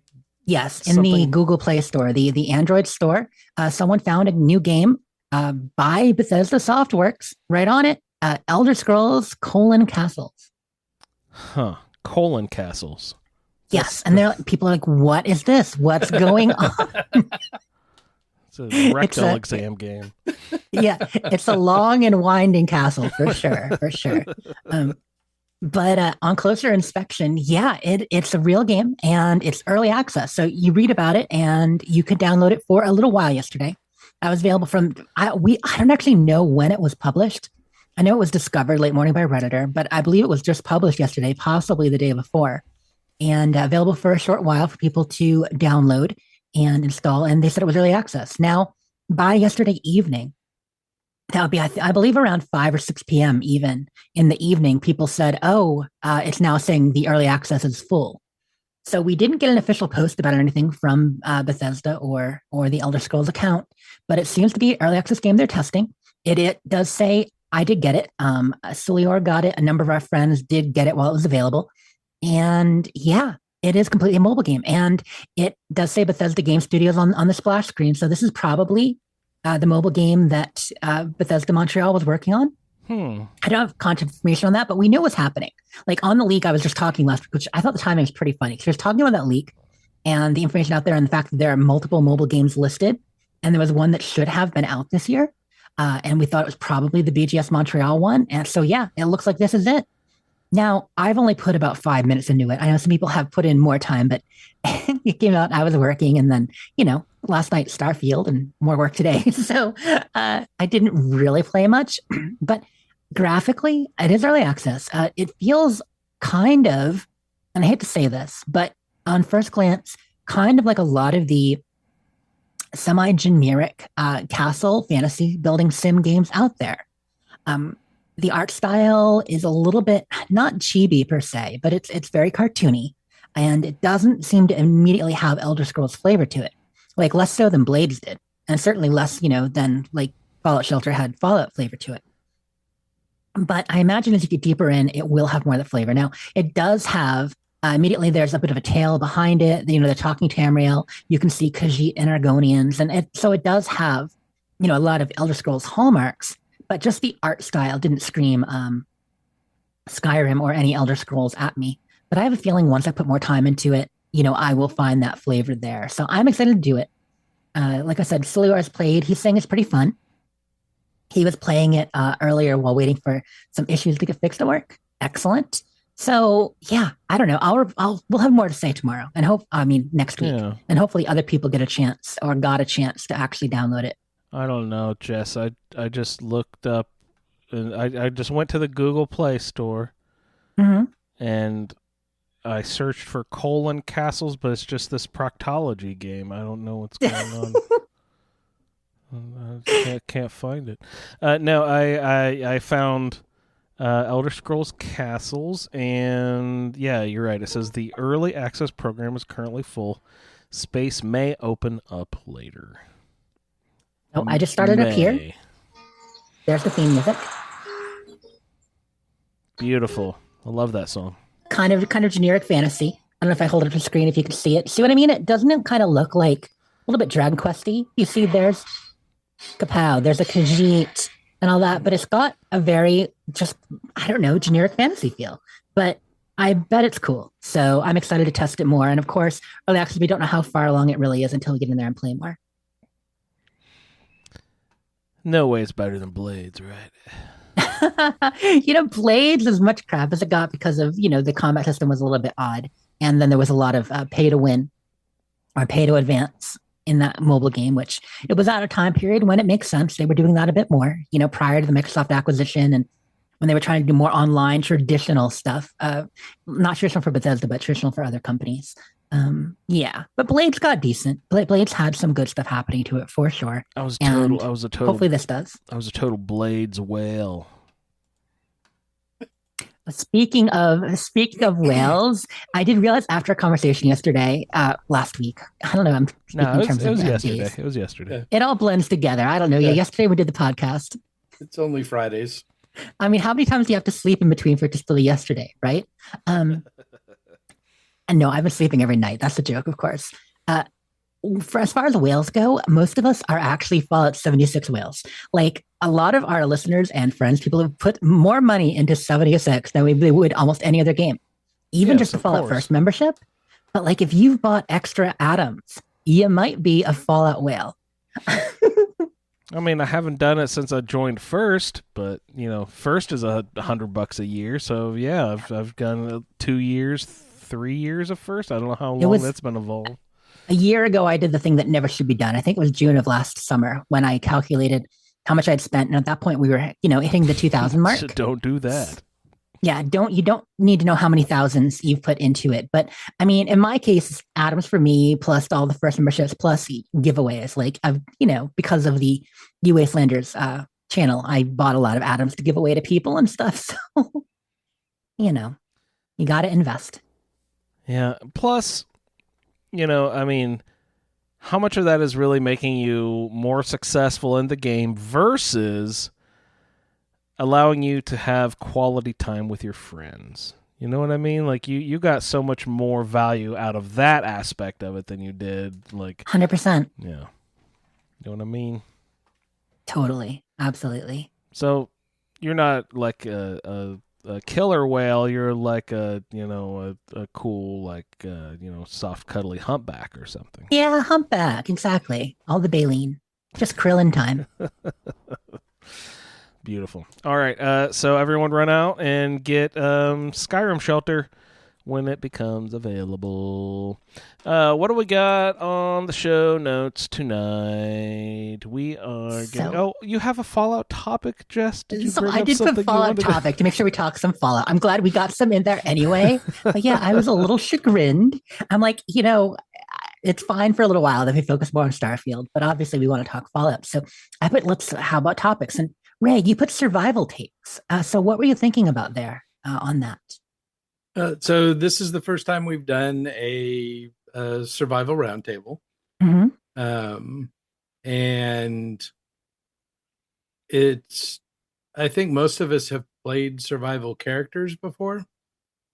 But this is the first time we've, done the randomly generated, attributes.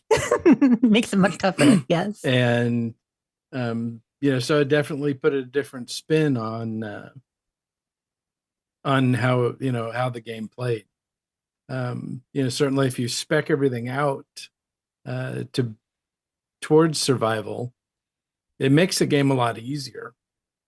I mean, my character, I think I might have hit level 55. Right. And, that was mainly due to the fact that, the first, probably the first 2/3 of the game, I spent running for my life. Right. I couldn't win a fight because of my specs. You were a water rat. I mean, you were swimming everywhere. Yeah, just to be able to avoid everything, which allowed me to advance my gameplay, but it also didn't really run me up in levels to make me stronger. So eventually leveling through questing was what got me to the point where then I could finally start to effectively manage that character. And so it was interesting. It certainly makes you work harder at playing, which is good. I mean, I normally play on very hard,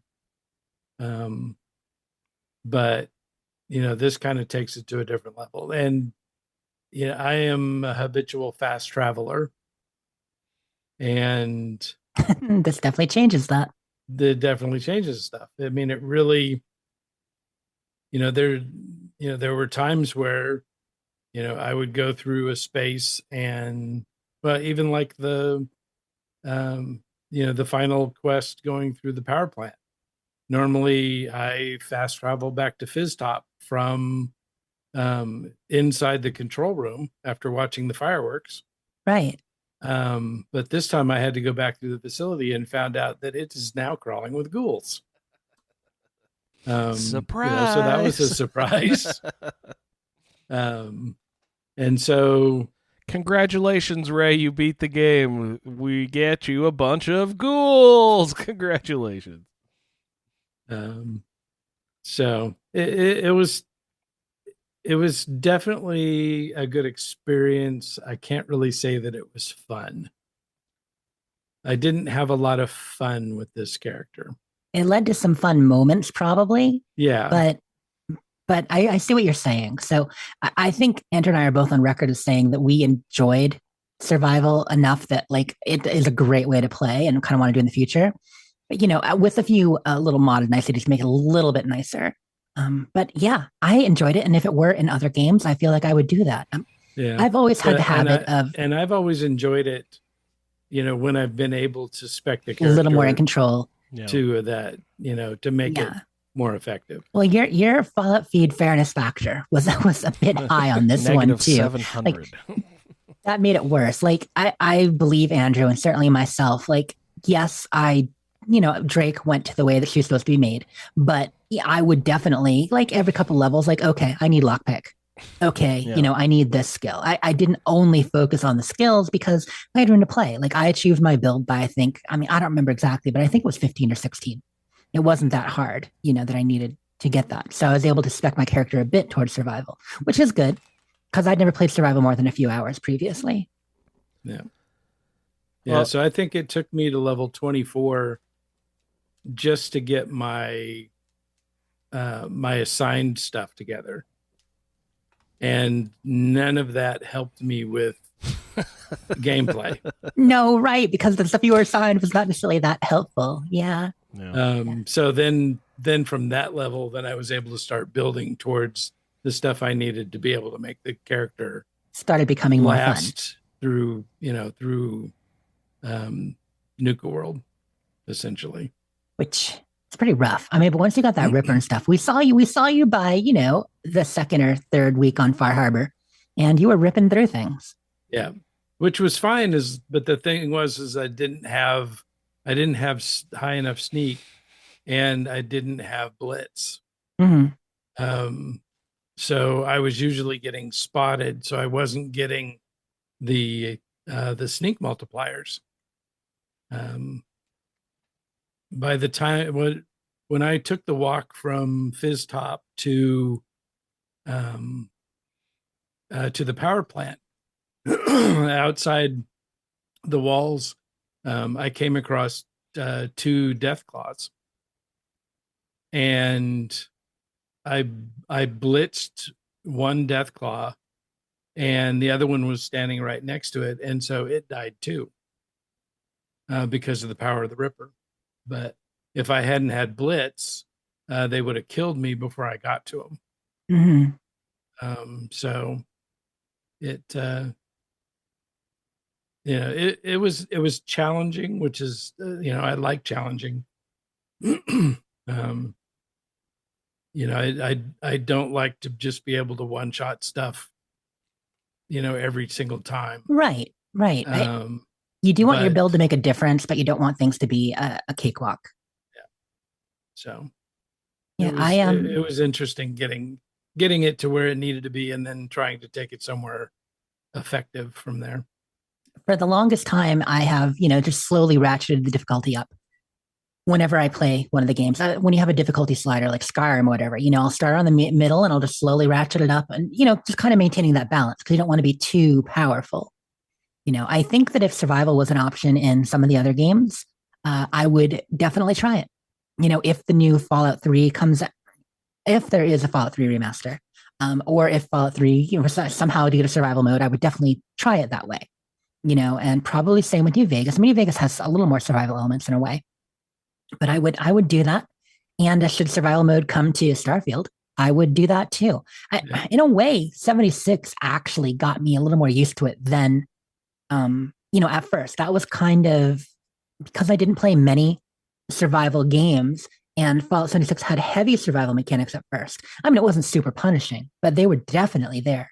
That kind of got me warm to the idea, and then doing this definitely pushed me over.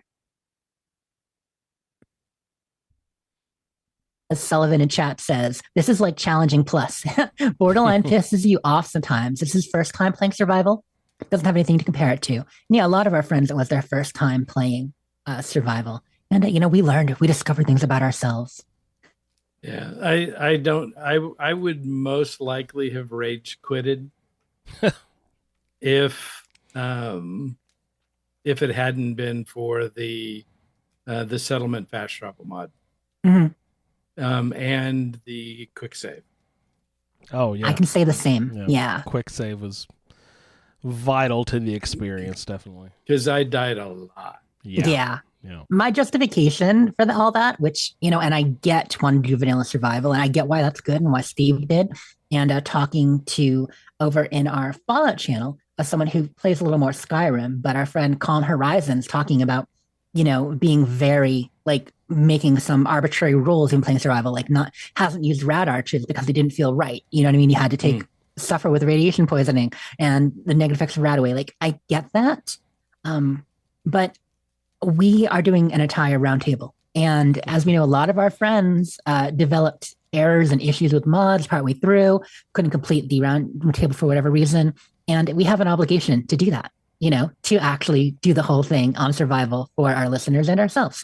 So I'm glad we did. And the mods helped with that. Yeah. One thing I do in Skyrim, because I never really played hardcore Skyrim survival either, but I did do arbitrary rules no fast travel, wagons only. So I might add a mod so that every hold has a wagon, but that's the only way you can travel. And that was always fun. And so this did that plus. And, I definitely like that, and I want to stick with it. Andrew, you doing more survival? Well, this is basically my first foray into survival. You guys know that I'm usually play my games at relatively low difficulty. So I almost feel like survival mode is a completely new game. But, I'm so familiar with Fallout 4 that it puts a completely new game within the realm of a world that I am completely familiar. So it was, even though the things were in the same spots, I know where stuff is in Fallout 4. I know how to get from here to there, the pathways, etc., etc. But it superimposed on top of that just a completely new experience, so it made it almost like a brand new game. And it has now bled through to other things, like I've been playing Fallout Shelter on survival mode, and now the next time I play Skyrim, I'm going to definitely add, because there's no survival in Skyrim, right? You have to add mods. Now. Oh, there is now. Yeah, there is, but it's pretty crappy. It's crappy. Yeah, you're gonna freeze to death. Definitely want to use the mod versions of survival. Okay, yeah. So I'm definitely gonna, next time I play Skyrim, look into the different survival aspects of it. So it's it just like I mentioned, it's just like a brand new, different experience, and the difficulty was frustrating at first, but also more rewarding or something somehow. I don't know if that's the right explanation, but it just seemed like I accomplished more if I got through something that was, super difficult. And you had to think before. You can't just cram a bunch of stim packs in. You can't just do a bunch of remedy and of what you need, because there's drawbacks to every fucking choice you make. So you actually have to map out and be smart and be slow and be very deliberate with all of your actions. You just running into a room guns blazing usually was not the best idea, Right. Absolutely. So I wanted to look this up. There's a quote by Thomas Paine. Thomas Paine's comet says, exploded on the scene. Within 3 months, he sold over 120,000 copies. That it kind of applies what you're saying. And he said, that which we obtain too cheap, we esteem too lightly. It is dearness only that gives everything its value. And it's true. If it's too easy, you just don't value it as much. And conversely, when you really work for it, you're like, damn, that's an achievement. Is that from Common Sense? I actually don't know if it's from his book or not. I didn't know it was Thomas Paine. I just went to look at the quote. It says from The American Crisis. Oh, okay. One of his other essays. Yes, that's the whole, these are the times that try men's souls one. Oh, nice. Yeah. Beautiful.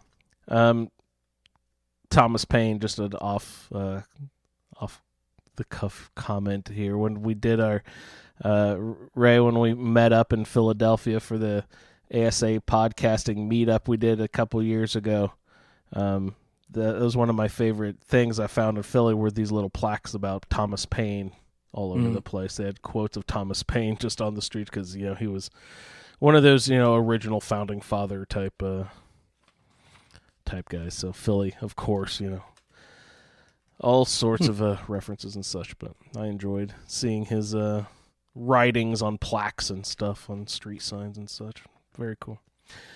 All right, let's see. I think we'll save the other topic for next week because we went a little long and we got some, just wanted to add a little extra Fallout to our Fallout show. No, we shouldn't talk any more Fallout. Screw Fallout. But that'll be a fun segment until we're back in a roundtable or we're playing a little more 76. We got to make sure to get some of that daily dose of Fallout in. So Fallout 2 roundtable next, end of October. Oh gosh. Well, you got to let me play a little fucking Starfield at some point. Come on, I got give me some time. Maybe December 5th. How about that? Oh, but perfect timing. Right when the new season. Exactly. Yep. And let's make it about 8 months long so we can see how many people can drag it out. Do you think, how many people played Fallout 1 with us? Was it just Eric? Was Eric the only one who made it all the way through? Oh, no, I mean, he did most of the way, but no, we had Lou in there. We had a number of people at least playing. They didn't all send him feedback. We only had 3 or 4 feedbacks pretty frequently, but a lot of people played along. The Nukipedia folks were pretty excited about it. It's true. Yeah. Yeah. Agent C with some great advice during that season. That was fun. Very cool. And we heard from a lot of people who said they enjoyed hearing about it, even if they were never going to play it. The characters and places. Mm-hmm. Mm-hmm. Yeah, I'm not opposed to it. Yeah, Fallout 2. Let's do it. We'll see. No, you can't suggest it and then let's see it. Come on. All right. Hey, guys, we've got a little bit of feedback to get through, and I think we'll put that before if we have time for game time here in a little bit. Maybe we'll play a game. But let's go ahead and check in with Eric as he finishes out the Fallout 4 Survival Mode Roundtable. So, Eric, thanks so much for playing along with us all season long. It's been a pleasure to hear about your adventures. We make Hello, fellow Wastelanders. Eric, aka Suliore here, and this is it. This is the wrap-up to the Roundtable. Part 3 of Nuka World wrap-up for me. So, I had to tear myself away from Starfield for a bit, wasn't easy. I hadn't played Fallout 4 since before the early access, even, so it took a little bit for me to get my bearings and back, playing survival, as I'm sure you'll hear from my feedback here. But I did want to get my ass in gear and get this done. To actually get it done, say I've done it. I'd never finished Nuka World before. So let's get into it. So I did mention that I had already taken one of the settlements before, with the last feedback. I took Starlight Drive-In because I figured that had the most available, and I built it up the most, so I was hoping that I wouldn't have to do much to get that happiness to 100%. Plus, it's been my hub. It's been my hub this whole gameplay for a lot of different things like housing, food. I had a rat arch there. I have a robo building station there. Everything that I had is there. So I figured it'd be the most advantageous to what I'm about to do. So I go and I managed to convince them to leave. Wasn't easy. Took a few tries, but I did it. Of course, they called me an asshole. What have you. The funny thing was, there was a Brotherhood of Steel knight there that was legendary, and he kept firing on me and the disciples that came in, so I had to kill him before I could really finish that part. So, it wasn't a big deal, but, I had to kill one of my own, essentially. So then, go back to Shank. And then here's one thing I noticed. I mentioned this in the last feedback, but when you go to, you tell him, yeah, I'm taking this. That is when you lose the fast travel ability for that. But everywhere else, it turns out I could fast travel too. So I was able to fast travel back to Sunshine Tidings Co-op to get back to Nuke World. And then he's like, all right, this rival gang is challenging you. They're, make an example of them so the other gangs in the Commonwealth, the other raiders in the Commonwealth won't mess with you. So, yeah, sure, whatever. So I make my way back to Starlight Drive-In, and I tried to talk this guy down. Didn't work, so I had to kill them all. No big deal. That was fun. A little bit of action there. So, yeah, I come to find out, I make my way back to Shank again, a lot of back and forth between Nuka World and the Commonwealth, that as much as I'd built up Starlight Drive-In, their happiness was already at 100%, so I didn't have to worry about that. That was the big pain in the ass that I had with the last one, because I took Nordhagen Beach with my last character, and I just could not get their happiness up to 100%. I don't know what it was, but I built so much shit there. Games, food, beds, water, everything, and they just would not get happy. It was a completely different experience with this. So I got the happiness up to 100% with Starlight Drive-In without even needing to build anything else. Come on, so get that happy. Was nice.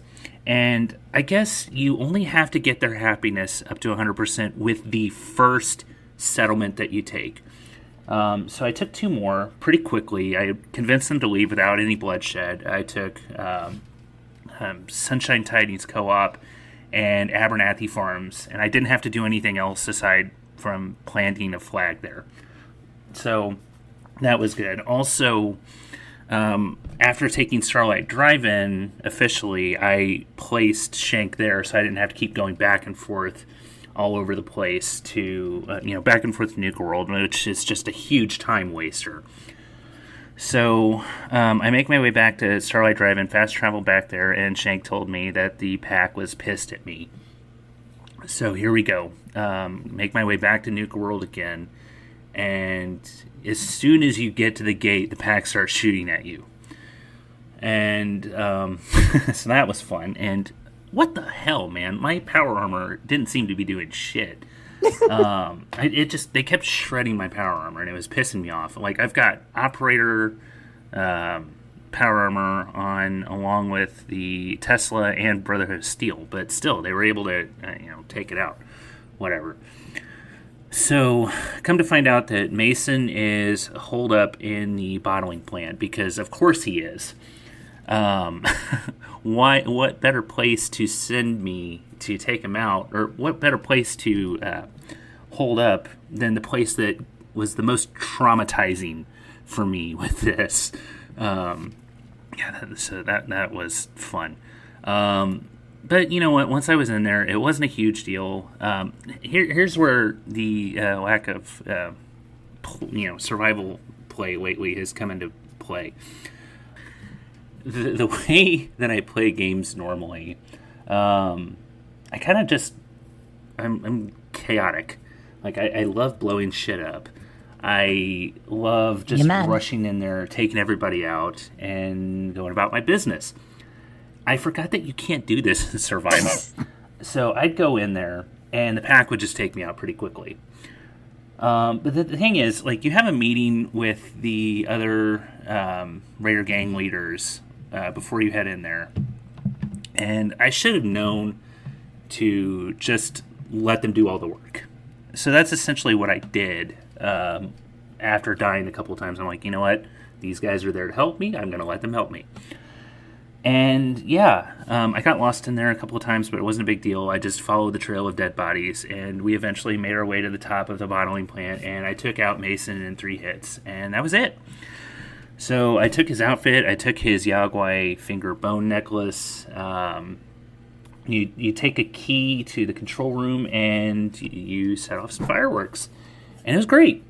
So after that, you make your way back to Fizztop and talk to poor Gage, and he said that the pack should be an issue now, but you can keep doing what you're doing and going and taking more settlements for the raiders, or the other leaders might have some jobs for you to do. And yeah, that was it. So that is the wrap up of Nuka World.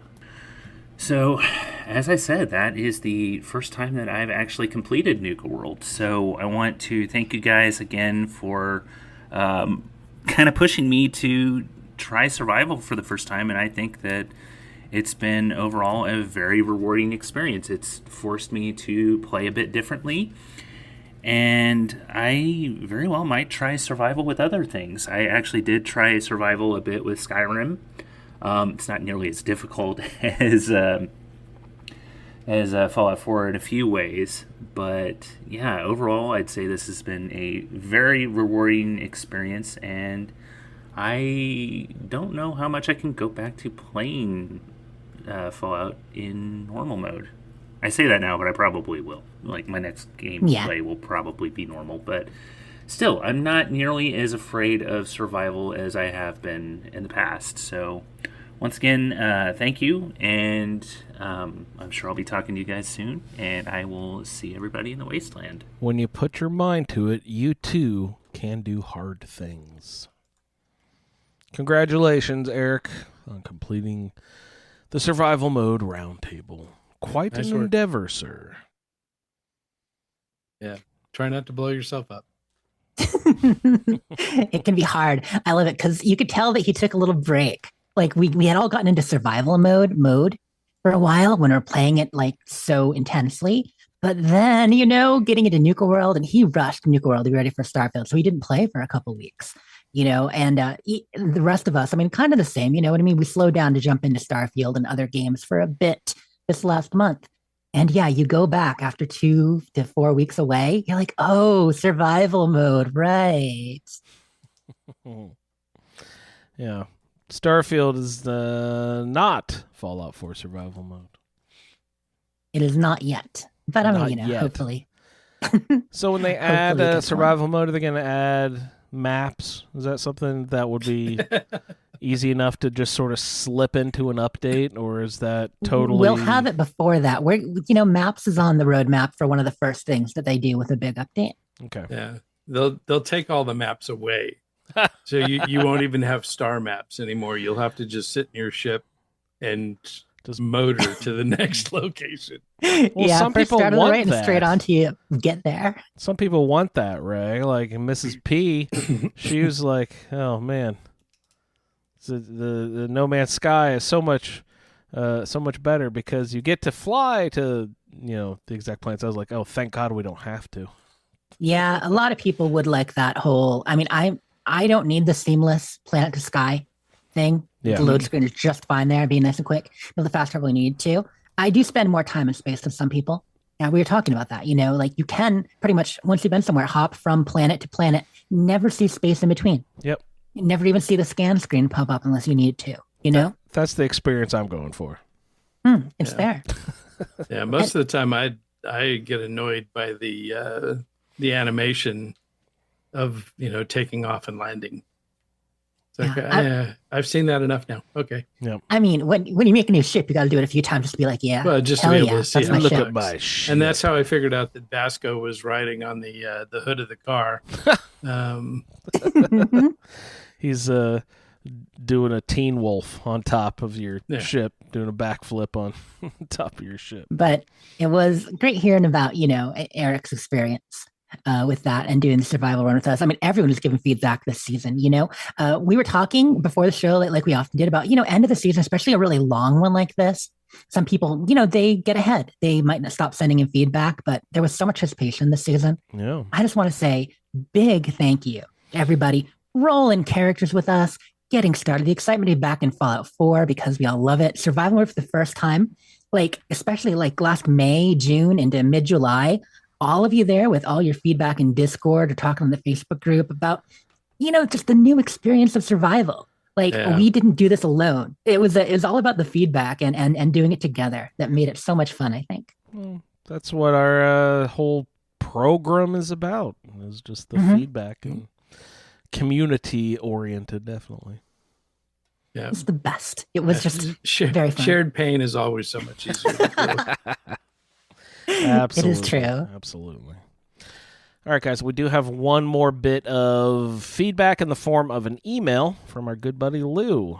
Lou writes, "Hey, Fallout friends, I hope everyone is well and ready to enjoy a beautiful fall season. I'm emailing in mostly to say that I've been really enjoying the Starfield talk over the recent few episodes. Thank goodness. I'm a sci-fi guy till I die, so it's right in my galaxy.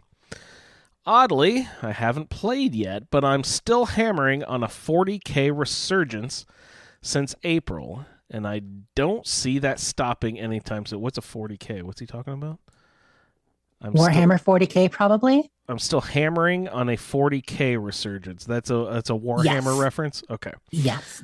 Since April, and I don't see that stopping anytime soon. I've needed a break from Fallout games after a strong 3-year run playing just about every game many times through. Oftentimes alongside the feed folks. Well, thanks, Lou. That's always appreciated. That being said, I dipped out each Fallout 4 playthrough for some reason. I don't know. I just can't get into it again. Shrug. I'm just waiting for the next installment, whenever that might be. Well, if you don't like 4, I don't think 5's going to be any better, Lou. Sorry. Besides that wee little update, I think I'll blast off into some Starfield this winter, and I look forward to a future podcast surrounding it. Hint, hint, Jess. Wink, wink. Jess. Or at the very least, some continued Fallout Field chats. Have any of you played Faster Than Light? I really like it. Oh, FTL? Is that 70s pop band? No, that's ELO. No, it's a strategy game. And I haven't really played it. I remember it back when the space games came out, but I didn't play it myself. But yeah, some people really liked it. Have you played Faster Than Light? I really like it. I feel like somewhere it was mentioned that Starfield has drawn some inspiration from the game. Hearing about your various gameplay on the show, there are things that stand out as definitely parallel to that style of ship game, which makes me want to play it even more. A few things to note are the ship compartments or systems and how they affect that part of the spaceship gameplay. That you assign power to the various systems, and a varying capacity is just how FTL does it. Assigning a crew member to a room generally benefits that room, but also that certain characters specialize in a specific aspect of the ship, boosting its capabilities even more. The weapon recharge timer is how FTL does its weapons too. Yeah. I'm sure there are more things, but I'll have to get into the game gameplay to dig them up. Suffice it to say, I'm very interested in the spaceship aspect of the game. I'm also interested in what Ray's gameplay hours increase to each week. Kind of like the scoreboard check-in. We need updates, Ray. Maybe someday I'll get to retire and go pro on Fallout 5. A boy can dream. Thanks for doing what you do, Wakadoo, Lou. Lou, such a pleasant email, sir. You've got a way with words. Good times, Lou. Yeah, very nice. So, Ray, what'd you say your hours were? Like 180 or something crazy? I crested 300 today. 300 hours. 307 or 308 something. All right, hang on, everybody. We're going to do a little quick math here. Let's bust out our calculator. He wants to hear it. So 300 hours divided, I don't even know what we're going to divide by. The 24. So you've spent It's 12. been 4 weeks of early access as of yesterday. 12 solid days if you didn't sleep. That'd be 12.5 days of Starfield. That's great. And if you figure 29 days since it's been out, we can do that math real quick. So 29 minus 12.5, 16 and a half days that you have not played any Starfield. So actually, Or- I'm glad that more time has passed with you off the game than on. You know what I mean? So I did the hourly math, Andrew, and I came up with 10.3 hours a day. So that's 10 hours and 20 minutes a day, which gives him, a good 13 hours to sleep, eat, do other things. Yeah, got to feed the dogs, take them out to the bathroom. Go potty. Yeah. Well, then, I'm surprised you haven't made your dogs characters in the game yet. It's like, come on, let's go play, guys. And your wife's like, Ray, the dogs don't play. Yes, they do. They play now. So he mentioned Todd talking about FTL, and I did look up the comparison because I was thinking I heard that too. And yeah, it was at an interview after not E3 from last year, not this past summer before it came out, but when it was first the big reveal a year and a half ago. And he said essentially deploying different amounts of power to different ship subsystems was influenced by FTL. Quote, your ship has various power systems.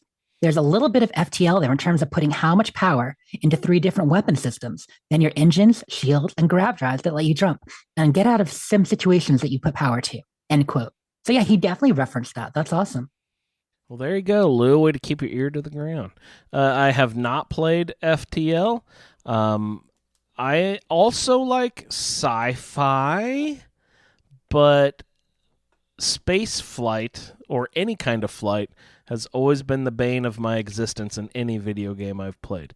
The Star Wars games, the Lego Star Wars games, have like a walking around level, then a flying level, then a walking around level, then a flying level, because you know how Star Wars is so spaceship heavy. I just end up either handing the controller to Tori or to Mo. Sometimes I hand it to Tori and then she hands it to Mo. Like this is just I'm something about my brain. First of all, and you can change this in more modern games nowadays, but because I did dabble in a little bit of the flight simulator type games way back in the day, I'm always pulling down on my joystick to go up. And most, like the Lego games, don't do that. So it makes flying, I'm always like nose diving when I'm trying to go up and stuff like that. So like you can't invert the Y-axis on a lot of flying games, and that just makes it totally bonkers for me. It's not intuitive how a lot of flying games have it. But like in Starfield, I was like, when I saw that you can invert the... It's so weird you can invert the Y-axis on this screen, but invert the Y-axis on that screen. Invert the Y-axis on this menu. Invert the X... Why would you ever invert the X-axis on anything ever? Like, that's just nuts that you press left to go right. That doesn't make any sense to me. But pulling down to go up does make sense for some reason. I don't know. Just weird. Jess, you ever inverted the X-axis just for shits and giggles? No, not really. I mean, I can't really picture one to be valid, but I guess for some people, it must be. There are places in Starfield where you can't, though, which kind of bothers me. In the shipbuilder menu, for instance. And actually, they feel backwards in the outpost builder, too. I can't invert that, and I want to. Yeah. It's like it's doing the rotation based around your cursor instead of the actual item you're working on, and I just don't love that. Yeah. So sorry, crazy tangent there, but I have zero experience with Faster Than Light. Ray, did you ever play Faster Than Light? I know you like space games. No, I never did. Never played it. I came close a couple of times, but just never got it.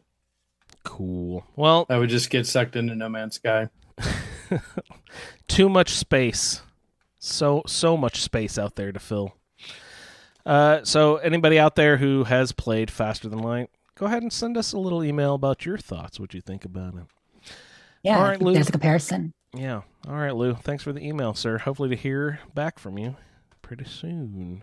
So we have some breaking news, Andrew, that I just want to mention. So in chat, Sullivan mentions that he sent in feedback, which obviously we don't have. I actually just saw it in the email right now. Yeah, so I just downloaded it. So what happened was apparently it failed. So he checked on his end and it failed, which is good because I was looking through spam. And I'm like, are you like Peak Vision? Are you Horny MILF? Are you, we've got a lot of spam in there.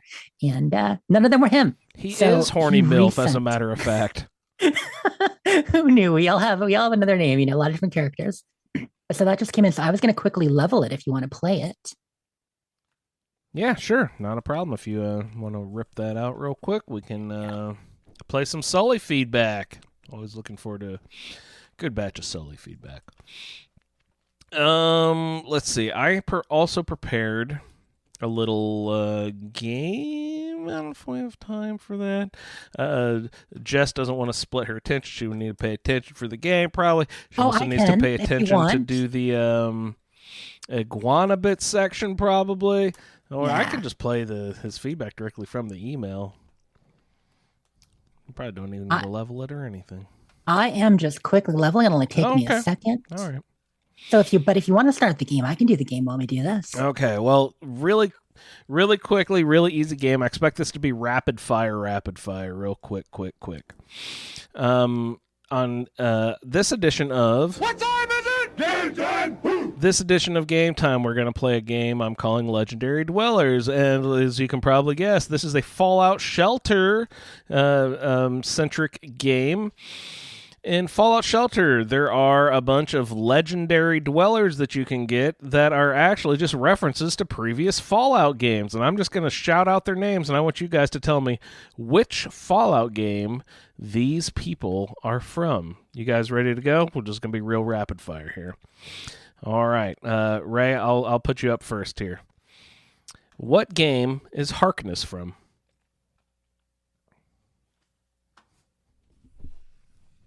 Harkness is Fallout 3. Fallout 3 is correct. Good job. Jess. Reginald Rothschild. Really? He gets Harkness, and I get Reginald Rothschild. Reginald Rothschild. Okay. No bitching, Jess. You can do this. You can do it. So I don't remember him at all. I'm going with Fallout 3. Fallout 3 is correct. Good job. Was he in Rivet City? Scribe Reginald Rothschild. Scribe Rothschild. That Scribe Rothschild makes sense. Yeah. Ray, back to you. Butch.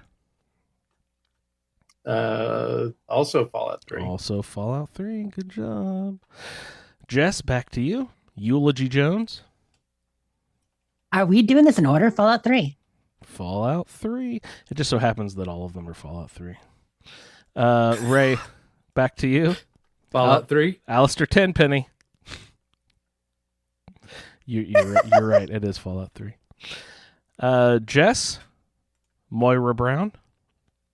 That would also be Fallout 3. I love that game. I'm glad you mentioned it. Everyone loves that game. Ray, back to you, sir. Abraham Washington. Oh, definitely Fallout 3. Fallout 3. Jess, back to you. Amata. You say Amata, I say Amato. That's Fallout 3. Amato. Fallout 3. Absolutely. Good job. Ray, back to you. We've got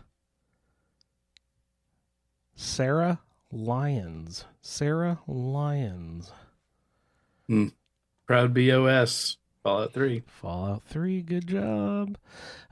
Jess, back to you. Elder Lyons. Fallout 3. Also Fallout 3. Is this really all Fallout 3? Ray, back to you. Dr. Lee.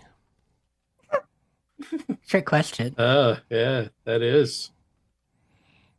But I'm guessing you're talking about the Dr. Lee from the Fallout 3 part of her story. Is the 1 and 4 a synth? No, she's the same Madison Lee. Yep, same character. Real person. Fallout 3 and 4. Yes, you guys are nailing it. Okay. I'll stop with that. Jess, Piper Wright. Fallout 4. Fallout 4. Good job. Ray, back to you. This one's kind of a curveball. In Fallout Shelter, he is called Ed the Ghoul. Ed the Ghoul. Can you picture who that might be? Yep.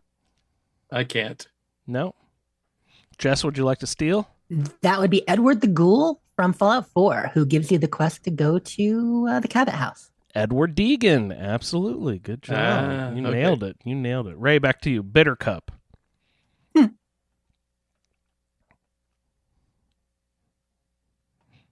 Who the heck is Bitter cup. She'll be so upset you forgot about her, but She'll- not surprised. She'll be bitter about it. 4. Jess for the steal? Fallout 3 in Big Town. Fallout 3. These are all Fallout She's the goth girl there, who, if you're nice to, she decides that you're kind of dating. Ray, do you know who Confessor Cromwell is? Professor Cromwell. That's Fallout 4. Jess, would you like to steal? Yeah, Confessor Cromwell from Megaton, leader of the Children of Adam there. Yeah, it's Fallout 3. It just goes to show that they pulled most of these characters from Fallout 3. Ray, they really did, didn't they? Old Longfellow, Shelter Ray? came out before 4. Shelter came out before 4, so I guess, does that make sense, kind of? Yeah. Well, Ed the Ghoul, how the hell would we know who Ed the Ghoul is? That's true. Some of these are added, of course, after an update. Old Longfellow, Ray? When did Old Longfellow come in? Oh, that's New Vegas. like Bethesda would even ever acknowledge that New Vegas exists. Yeah. Oh, that's right. He was from Far Harbor. I did. Fahaba. All right. Okay. Jess, here's a curveball. Odessa Valdez. Fallout 76. Hey, man, you nailed that one. Okay, I think we've run this one into the ground. Ray, last one here. Let's pick a last one here. Okay. Preston Gravy? Huh. Oh, no, Garvey. I'm sorry. Apologies. Gosh, I have no idea who that is. Another settlement needs your help, Ray. You're just going to leave him hanging, aren't you? Oh, yeah. He's the guy in the upstairs room in the the Museum of Freedom. You just grab that perception bobblehead and turn tail and run. Yeah. Yes. Most of the time, I don't even do that because I don't need it. perception. Yeah. Don't need perception for stabby. All right. Thanks for playing Legendary Dwellers, you guys. Hey, Ray, I did have a question about the Ripper real quick. Okay.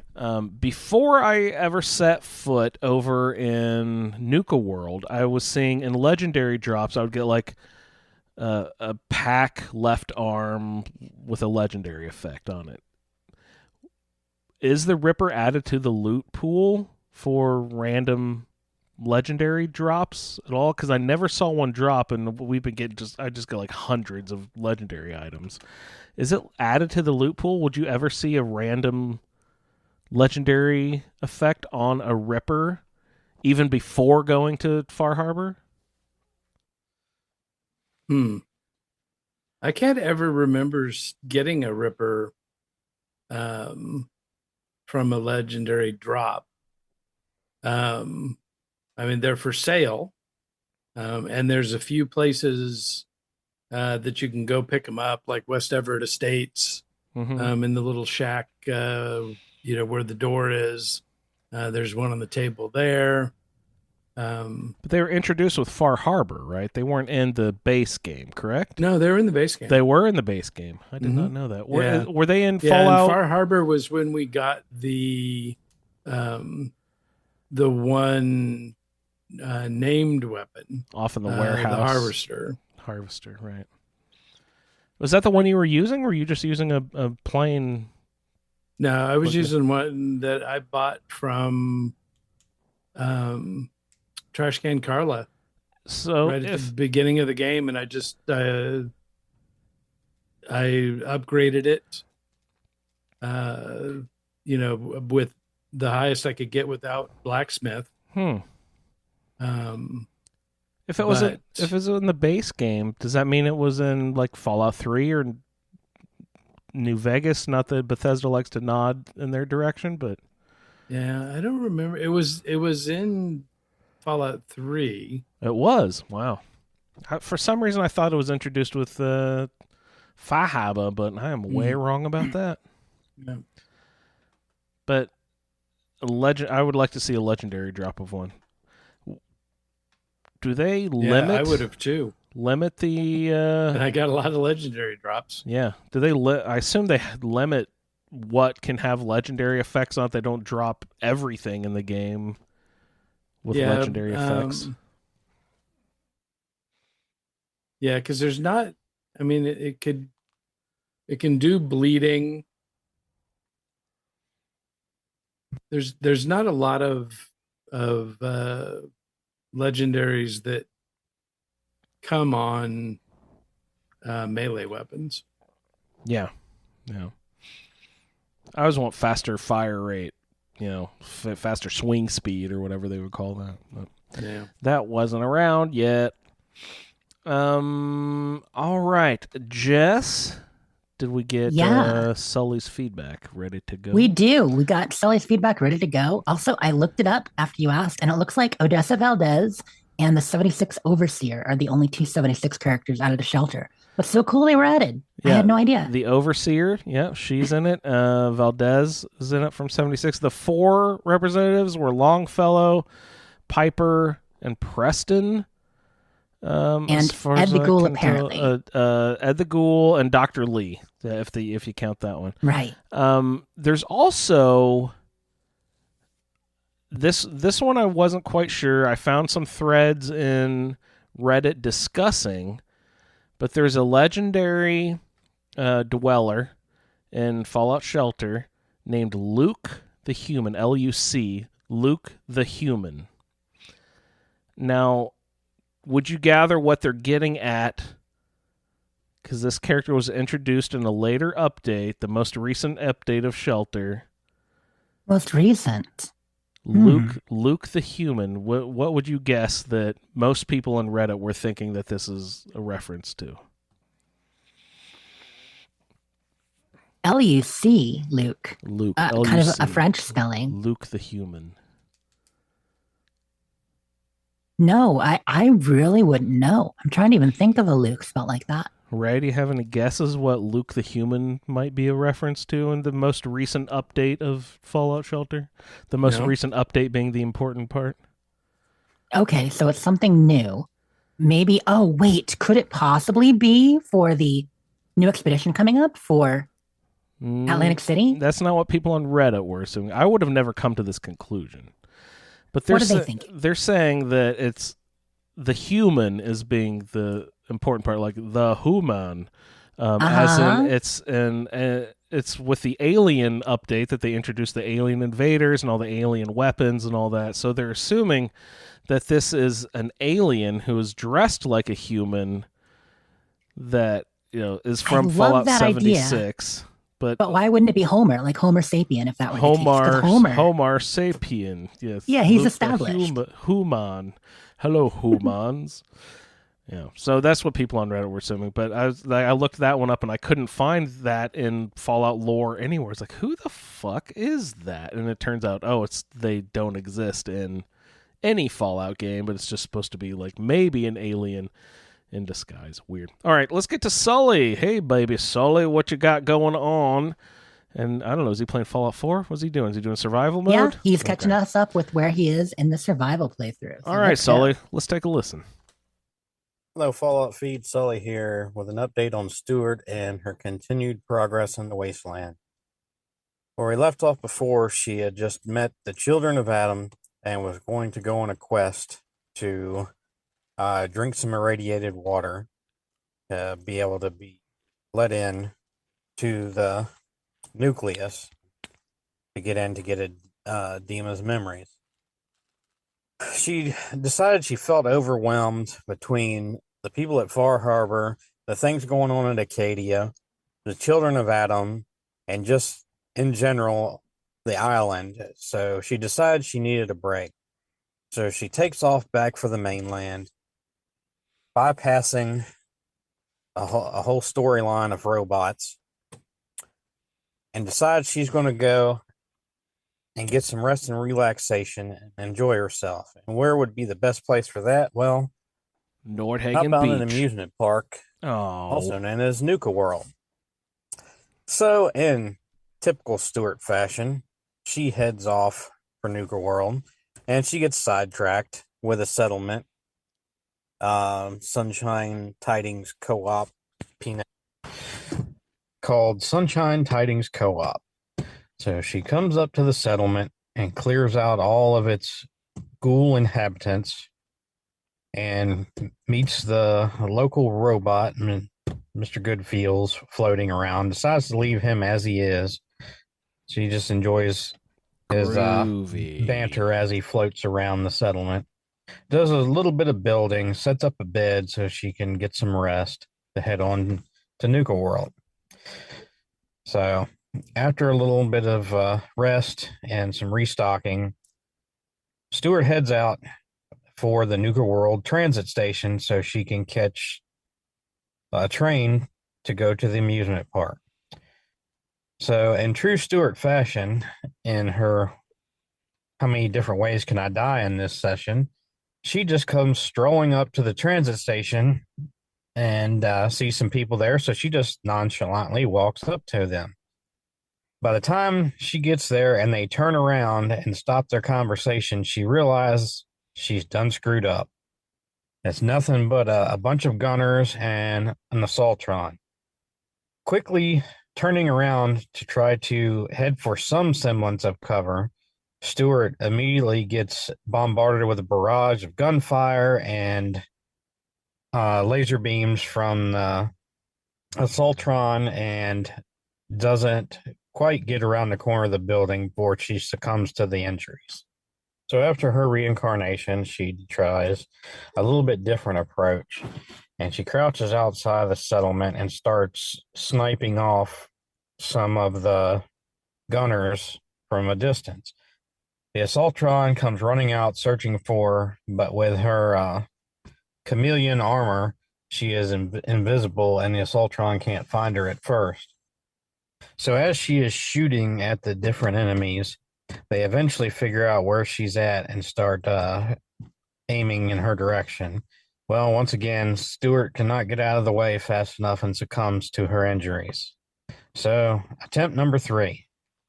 Stuart employs the same tactics, but in a little different manner, and she's able to kill all the gunners and the assaultron with some frag grenades, and thinks, okay, I've got everything taken care of now. So she walks on up into the transit station and didn't notice apparently that there was one named gunner left that must have been hiding around the corner, and ends up getting shot and taken out once again.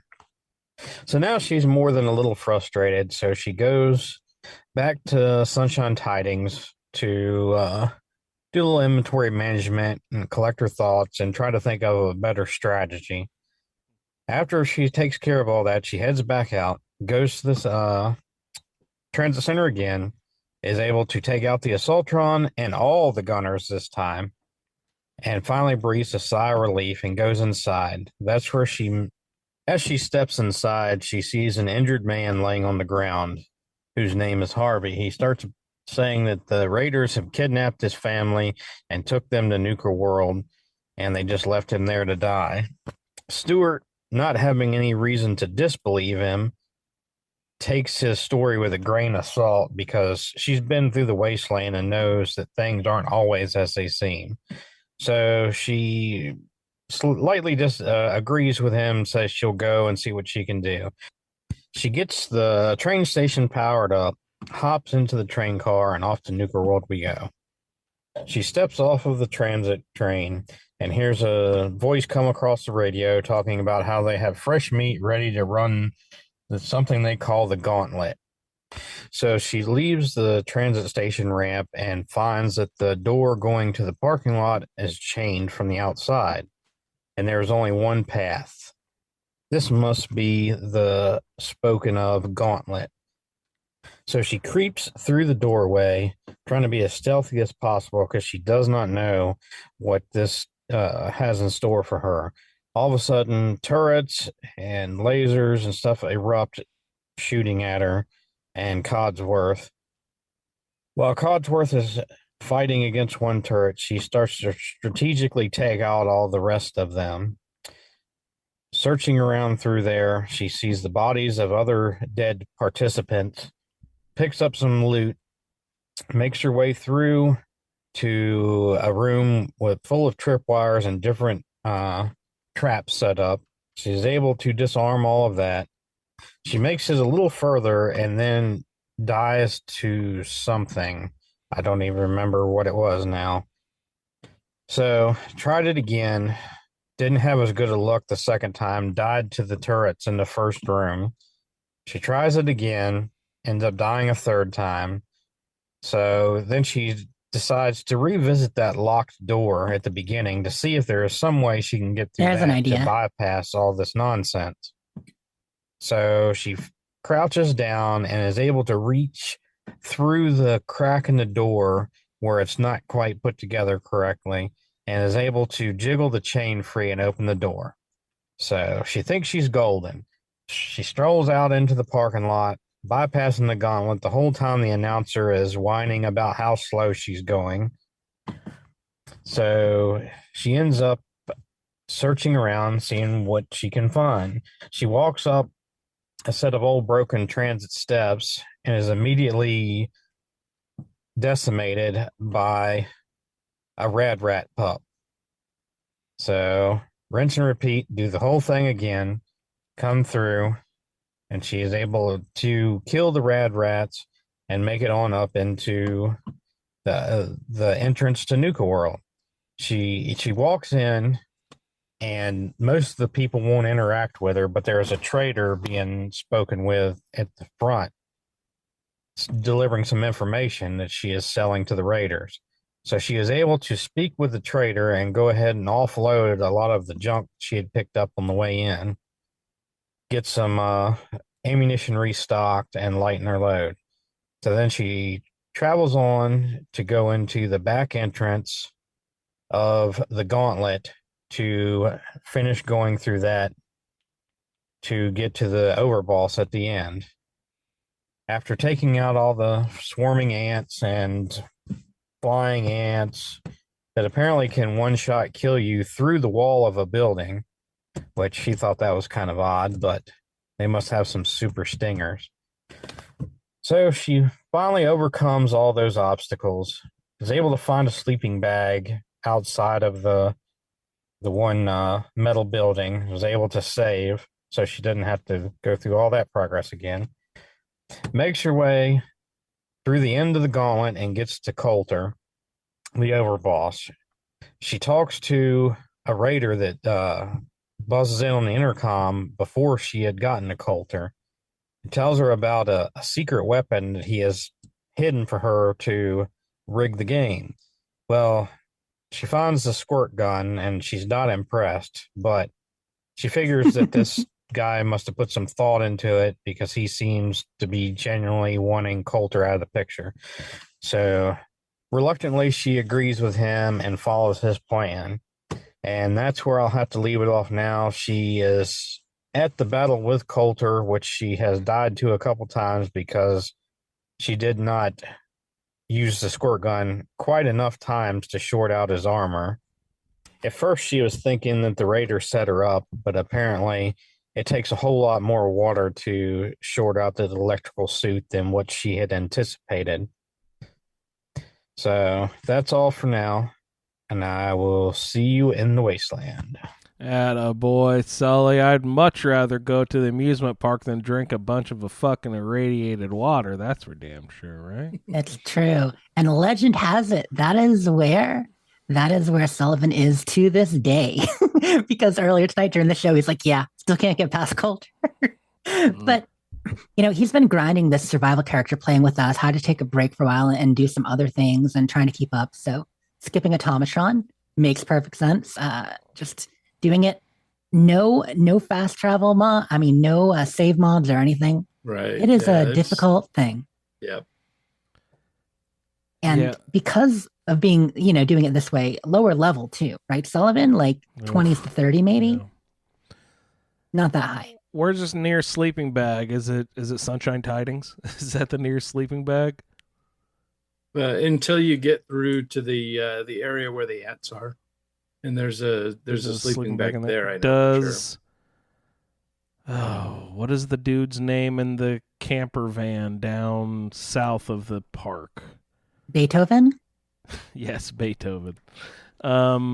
I forget the guy's name. Not Kyle. Troy or something like that. Ugh, I don't remember. But is there a usable bed at his place? I think it's probably owned. I think it's his, right? And so you can't even use it. God, that's so annoying. At least they'll let you sleep halfway through. Good Lord. He confirmed at the Sunshine Tidings sleeping bag, so going back and forth to the transit center every time. Jesus Christ. 12th time's the charm. 14th, whatever it is. Well, I mean, you know how, like, when you commute, your daily commute, when you drive, you'll, like, just sort of, start off your day at home, and then all of a sudden you end up at work, and you're like, you just zoned out for the entire drive. He's just like, oh, wow, I didn't even realize where I was going. That's him on the goddamn train every morning now. Like that 10-minute ride on the train every morning, he's, I don't know, going off to get a snack in between, do some push-up. I don't know what you're doing, Sully. Good Lord. Clarifying, he is using the sleeping bag in the Ant building. One now he's facing Coulter. Originally Sunshine Tidings, now the Ant building. Good. Yeah, so not all the way for the last couple tries. Yeah, I'm glad he's not having to go all the way back to Mr. Goodfeels for condolences in between. Oof.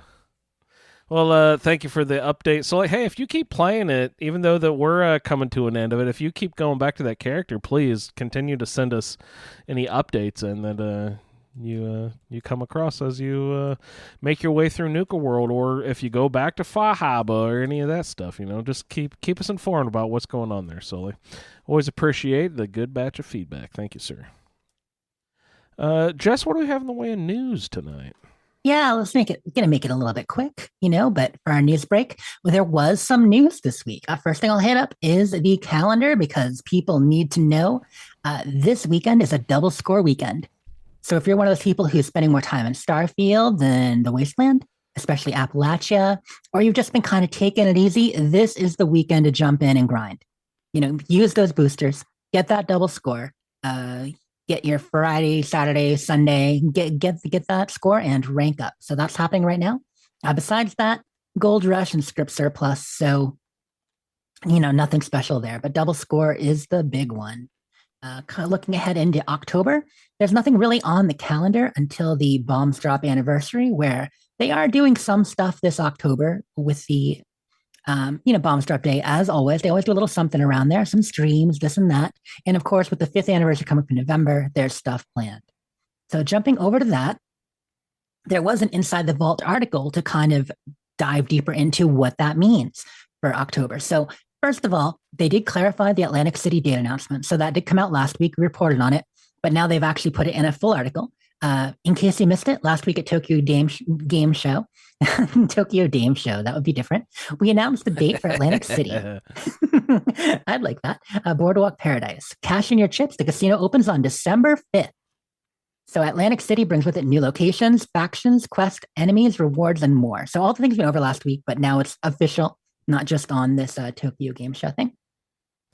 They mentioned, however, that there is more info coming.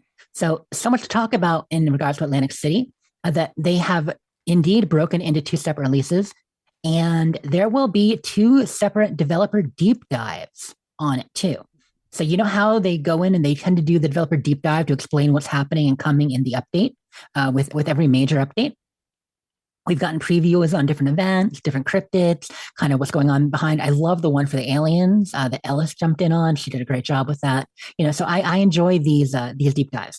They're going to be publishing those videos on October 2nd and October 5th. So if you are in our Discord, of course, you'll see it in the Iguana Bits channel. Should come through an official announcement. Or if you check the Bethesda YouTube channel, and you check it regularly, they're going to put those up on YouTube. I don't know if there'll be a full article about it or anything on Twitter, maybe not, but they are announcing on October 2nd and October 5th, there will be a deep dive video on that stuff. Additionally, for Atlantic City, like we mentioned last week, it is coming to the PTS. Play test Atlantic City early. Eager travelers don't have to wait long to experience what the Boardwalk has to offer, Ray. Starting October 3rd, that's coming, is that Tuesday or Wednesday? That is Tuesday. Not long at all. Starting October 3rd, you can jump in on the public test server. We've continued to improve upon the early game experience for new players. So you can once again test the making a new player thing, the whole jumping to level 20, the getting certain perk cards. They've done a revision on that. So that's going to be different if people want to start new characters. And of course, you can jump in on the PTS. Oh, this says this iteration of the PTS will not have character imports initially. So once again, you can't pull over a whole fresh character to go to Atlantic City. You're going to have to go through character creation and experience some of the new updates on making a new character, but should be able to go to Atlantic City. Oh, I'm so sorry, you guys. Bad info. This is what Jess gets not free studying the PTS stuff ahead. Public test server is actually open now for people who want to jump in and just to do new characters. Okay, to test that part. Hurry, Ray, run. And then the Atlantic City portion is going to be October 3rd. So they actually opened it a little bit early to do extra testing on the character creation. Ray? Hey, Ray, have you been to Atlantic City? No. I hear that they didn't need to change a damn thing to make it the wasteland. Just rude. So rude. My friend Renee lives there. But yes. But yes. Quick PSA from Clint too. He did mention earlier, but I want to throw this in. Clint and Charlene trying to do challenges today. They were not getting score for some of their challenges. So it may be double score weekend, but today's score was not working properly. What? So maybe be careful jumping in. Hopefully it'll work for you. That's really weird. I've never heard that before. Has that happened to, have you heard that before? Usually only score doesn't count right after the update. Like the first day or two after an update, we've had problems with the rollover, a few times. Wow, that is odd.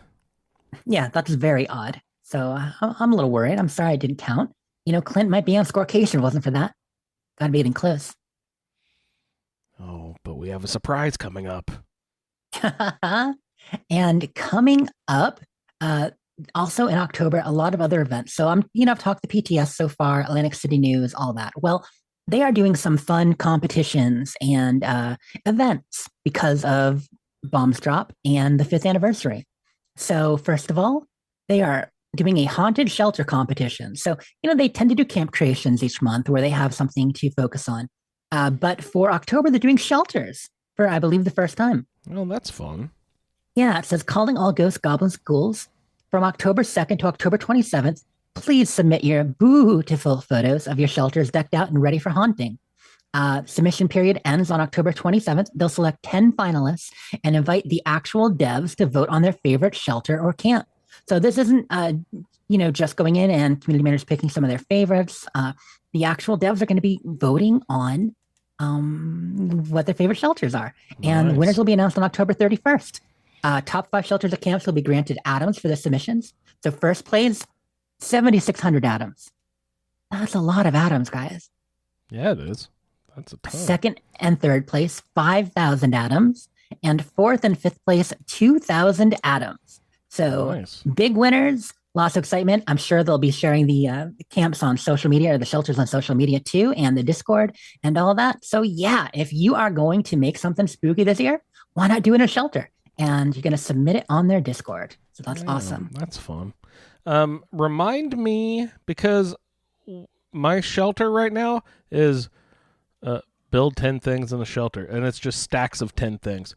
Remind me, how do you just poof brand new fresh shelter? How do you do that? You go to your cute and glowing wall unit. So every shelter has a little panel on the wall that you can click on to reset. I say every shelter has a panel on the wall. Some of them don't have walls. So on those ones, there's a little stand-up unit that you click on. But yeah, they all have a basically reset all button. Good. Okay. Scrap all. I just forgot where that was. Yep. Yeah, it'd be cool if camps had that. Yeah, that would be nice. Mm-hmm. Scrap all.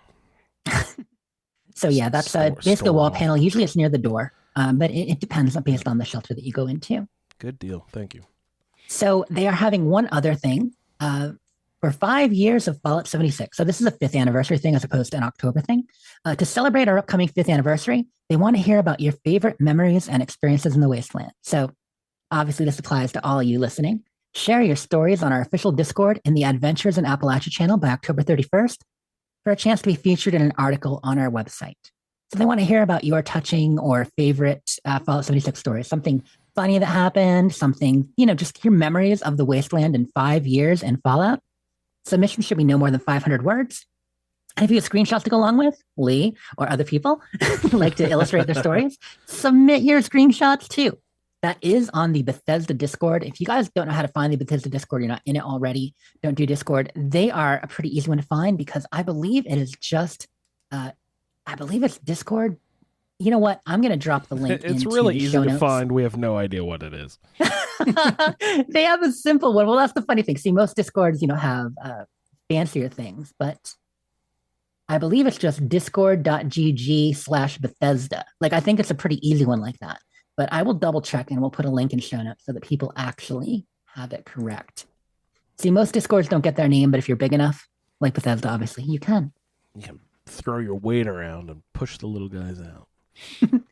So that is it for the bits, but some fun stuff coming up. Sweet. Sounds good. And my little bit of, I mentioned there's a surprise coming up. You said Clint might have been Scorecation otherwise. Well, Clint is Scorecation! He said that he purchased the last couple levels because he was so close. So he just bought them. Whatever. Same difference. Good job, Clint. And just for some shout out later, I'd like to wish a heartfelt good luck to Clint and Charlene. So hopefully you guys are feeling better soon here. So shout out to you guys. We got also some more scorecations for shouts. This week we've got, how many nanans is in there? Brananda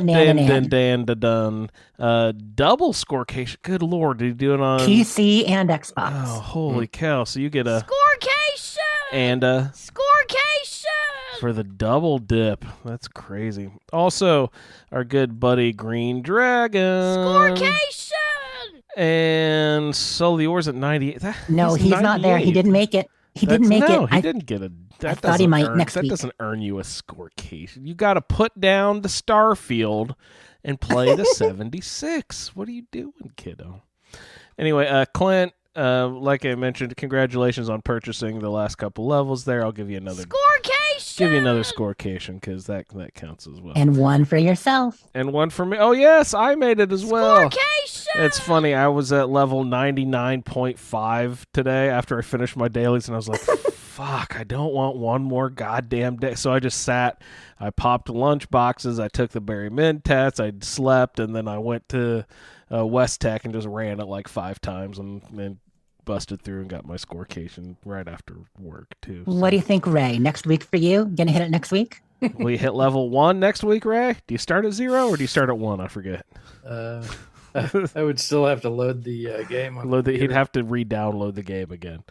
Oh, Ray, that's great. So you're not going to do the PTS? That's what you're saying? I might. I've got really? the PTS loaded on this computer here. Oh, that's right. It's a different thing. I totally forgot about that. Yeah. All right. Jess, you have Dwight's dog here. Did Dwight get a new pup? Yeah, I just want to say congrats to Dwight and the family. They got a new corgi pup, Rocket. I know what you should name it. Scorecation! Well, his name's Rocket. Rocket's a good name for a dog. It is. What a handsome voice. I just want to say congrats on the new family member. One of my favorite pizza places in the world is in Bloomington, Indiana. It's called Rocket's Pizza. So it's good vibes there, Dwight. Congratulations on the new pup. I wanted to shout out Jerry for his awesome shipbuilding technical prowess in Starfield. He did a really nice representation, whatever the word is, of the Blue Squadron Y-Wing from Star Wars. So, Jerry, very impressive. Good job, sir. I'll give you one. Scorecation! He's been on score-tirement for everything. Anything now. Oh, God. He's been on score-tirement for 3 years. For 3 years. Yeah, heavily into Starfield and finally settling down and playing and not just doing New Game Plus over and over again because he was one of those. Yeah. It's a good looking ship, Jerry. Good job. I'd also like to shout out, Jess wanted to put this on the list. 35 years ago this week, one of my favorite all-time albums was released. They Might Be Giants had the album Lincoln. It was released 35 years ago. 35th anniversary makes me feel like an old man, so They Might Be Giants. Scorecation! Congratulations, you guys. And also, just one last shout on the way out the door. Gosh, I just totally blanked on the name. Jess, you'll have to remind me. Did you put Monkey Butt? Because I put shout out to butts being banned on Twitch. No. Earlier? Oh, okay. It's just the person who built the. Let's see. I can zip back to it here real quick. Built what? No. My internet is totally out. Sorry. Oh, Jewel Smith. You did an awesome robot build that I thought was great. Looked like a giant. Not tank bot. What are those big sentry bots? One of those huge sentry bots with the treads and everything. And then they put the Jangles the moon monkey head. Jangles the moon monkey head on it, and I just thought that was adorable. So yeah, all he wrote in the notes was monkey butt. I had no idea what he was talking about. Jewel Smith, congratulations on monkey butt. Scorecation! You earned a scorecation as well. All right, those are shouts. You guys have anything else you'd like to cover on the show this evening? Kind of an off-the-wall, bouncing all over the place kind of show tonight. But those are the fun ones, right? Start off with a little Diet Coke and toothpaste and end up with some monkey butt. A show in between. It's like a big old sandwich. Big old. And we didn't even talk about food besides the toothpaste. Ray has some delicious carnitas. He's going to have to send me up a little takeout container of, because I definitely want to try. So we'll get into food sometime soon. We haven't talked about food in a while, but so happy Starfielding out there, everybody. If anybody else is finishing up their Fallout 4 survival mode, we would love to hear from you. You're finishing up your roundtable too. Like to hear your adventures there. Jess and Ray, anything else you guys like to talk about this evening? All good. Can imagine. Then on that note, you can find him over there on the Twitter at RayLB, and for all your No Man's Sky needs at BBCISSS for the butcher, baker, candle maker in space. Ray, thanks so much for hopping on. Good times. You can find her at SleepIs4T, also at Dames Who Game. Jess, thanks so much for hopping on. Was that a wave? Yeah, that was a dab. Sorry, that was kind of half dab. Oh, was it one of those? We're just dabbing out of here. Give me a can of dabbing out. I can be found at Indie Android. The show is at the Fallout Feed. I'd like to thank everyone for downloading this edition of the Fallout Feed, and we will see you in the Wasteland. Thank you for downloading this episode of the Fallout Feed Roundtable. If you are interested in doing a play-along character with us, the show can be contacted by emailing falloutroundtable@gmail.com. For the roundtable schedule, our Amazon link, and all other show information, please head on over to asapodcasting.com, where you will find the Fallout Feed, a Skyrimatic podcast, our YouTube channel, the Chatterbox, as well as other content. Once again, thank you for downloading, and we'll see you in the Wasteland. Are you horny, MILF? Get happy. She felt overwhelmed between the people. Get my ass in gear. Play with things. I'm not making a lot of money off of creating illicit drugs. If you ever are going to get caught with contraband, money is no object. I don't think it's going to hurt me. Come on, girl. I don't really do companions. I need to play with them more. Give me a pirate companion. Get to it. I'm still a hoggle snout, even if it's mostly for the snoties.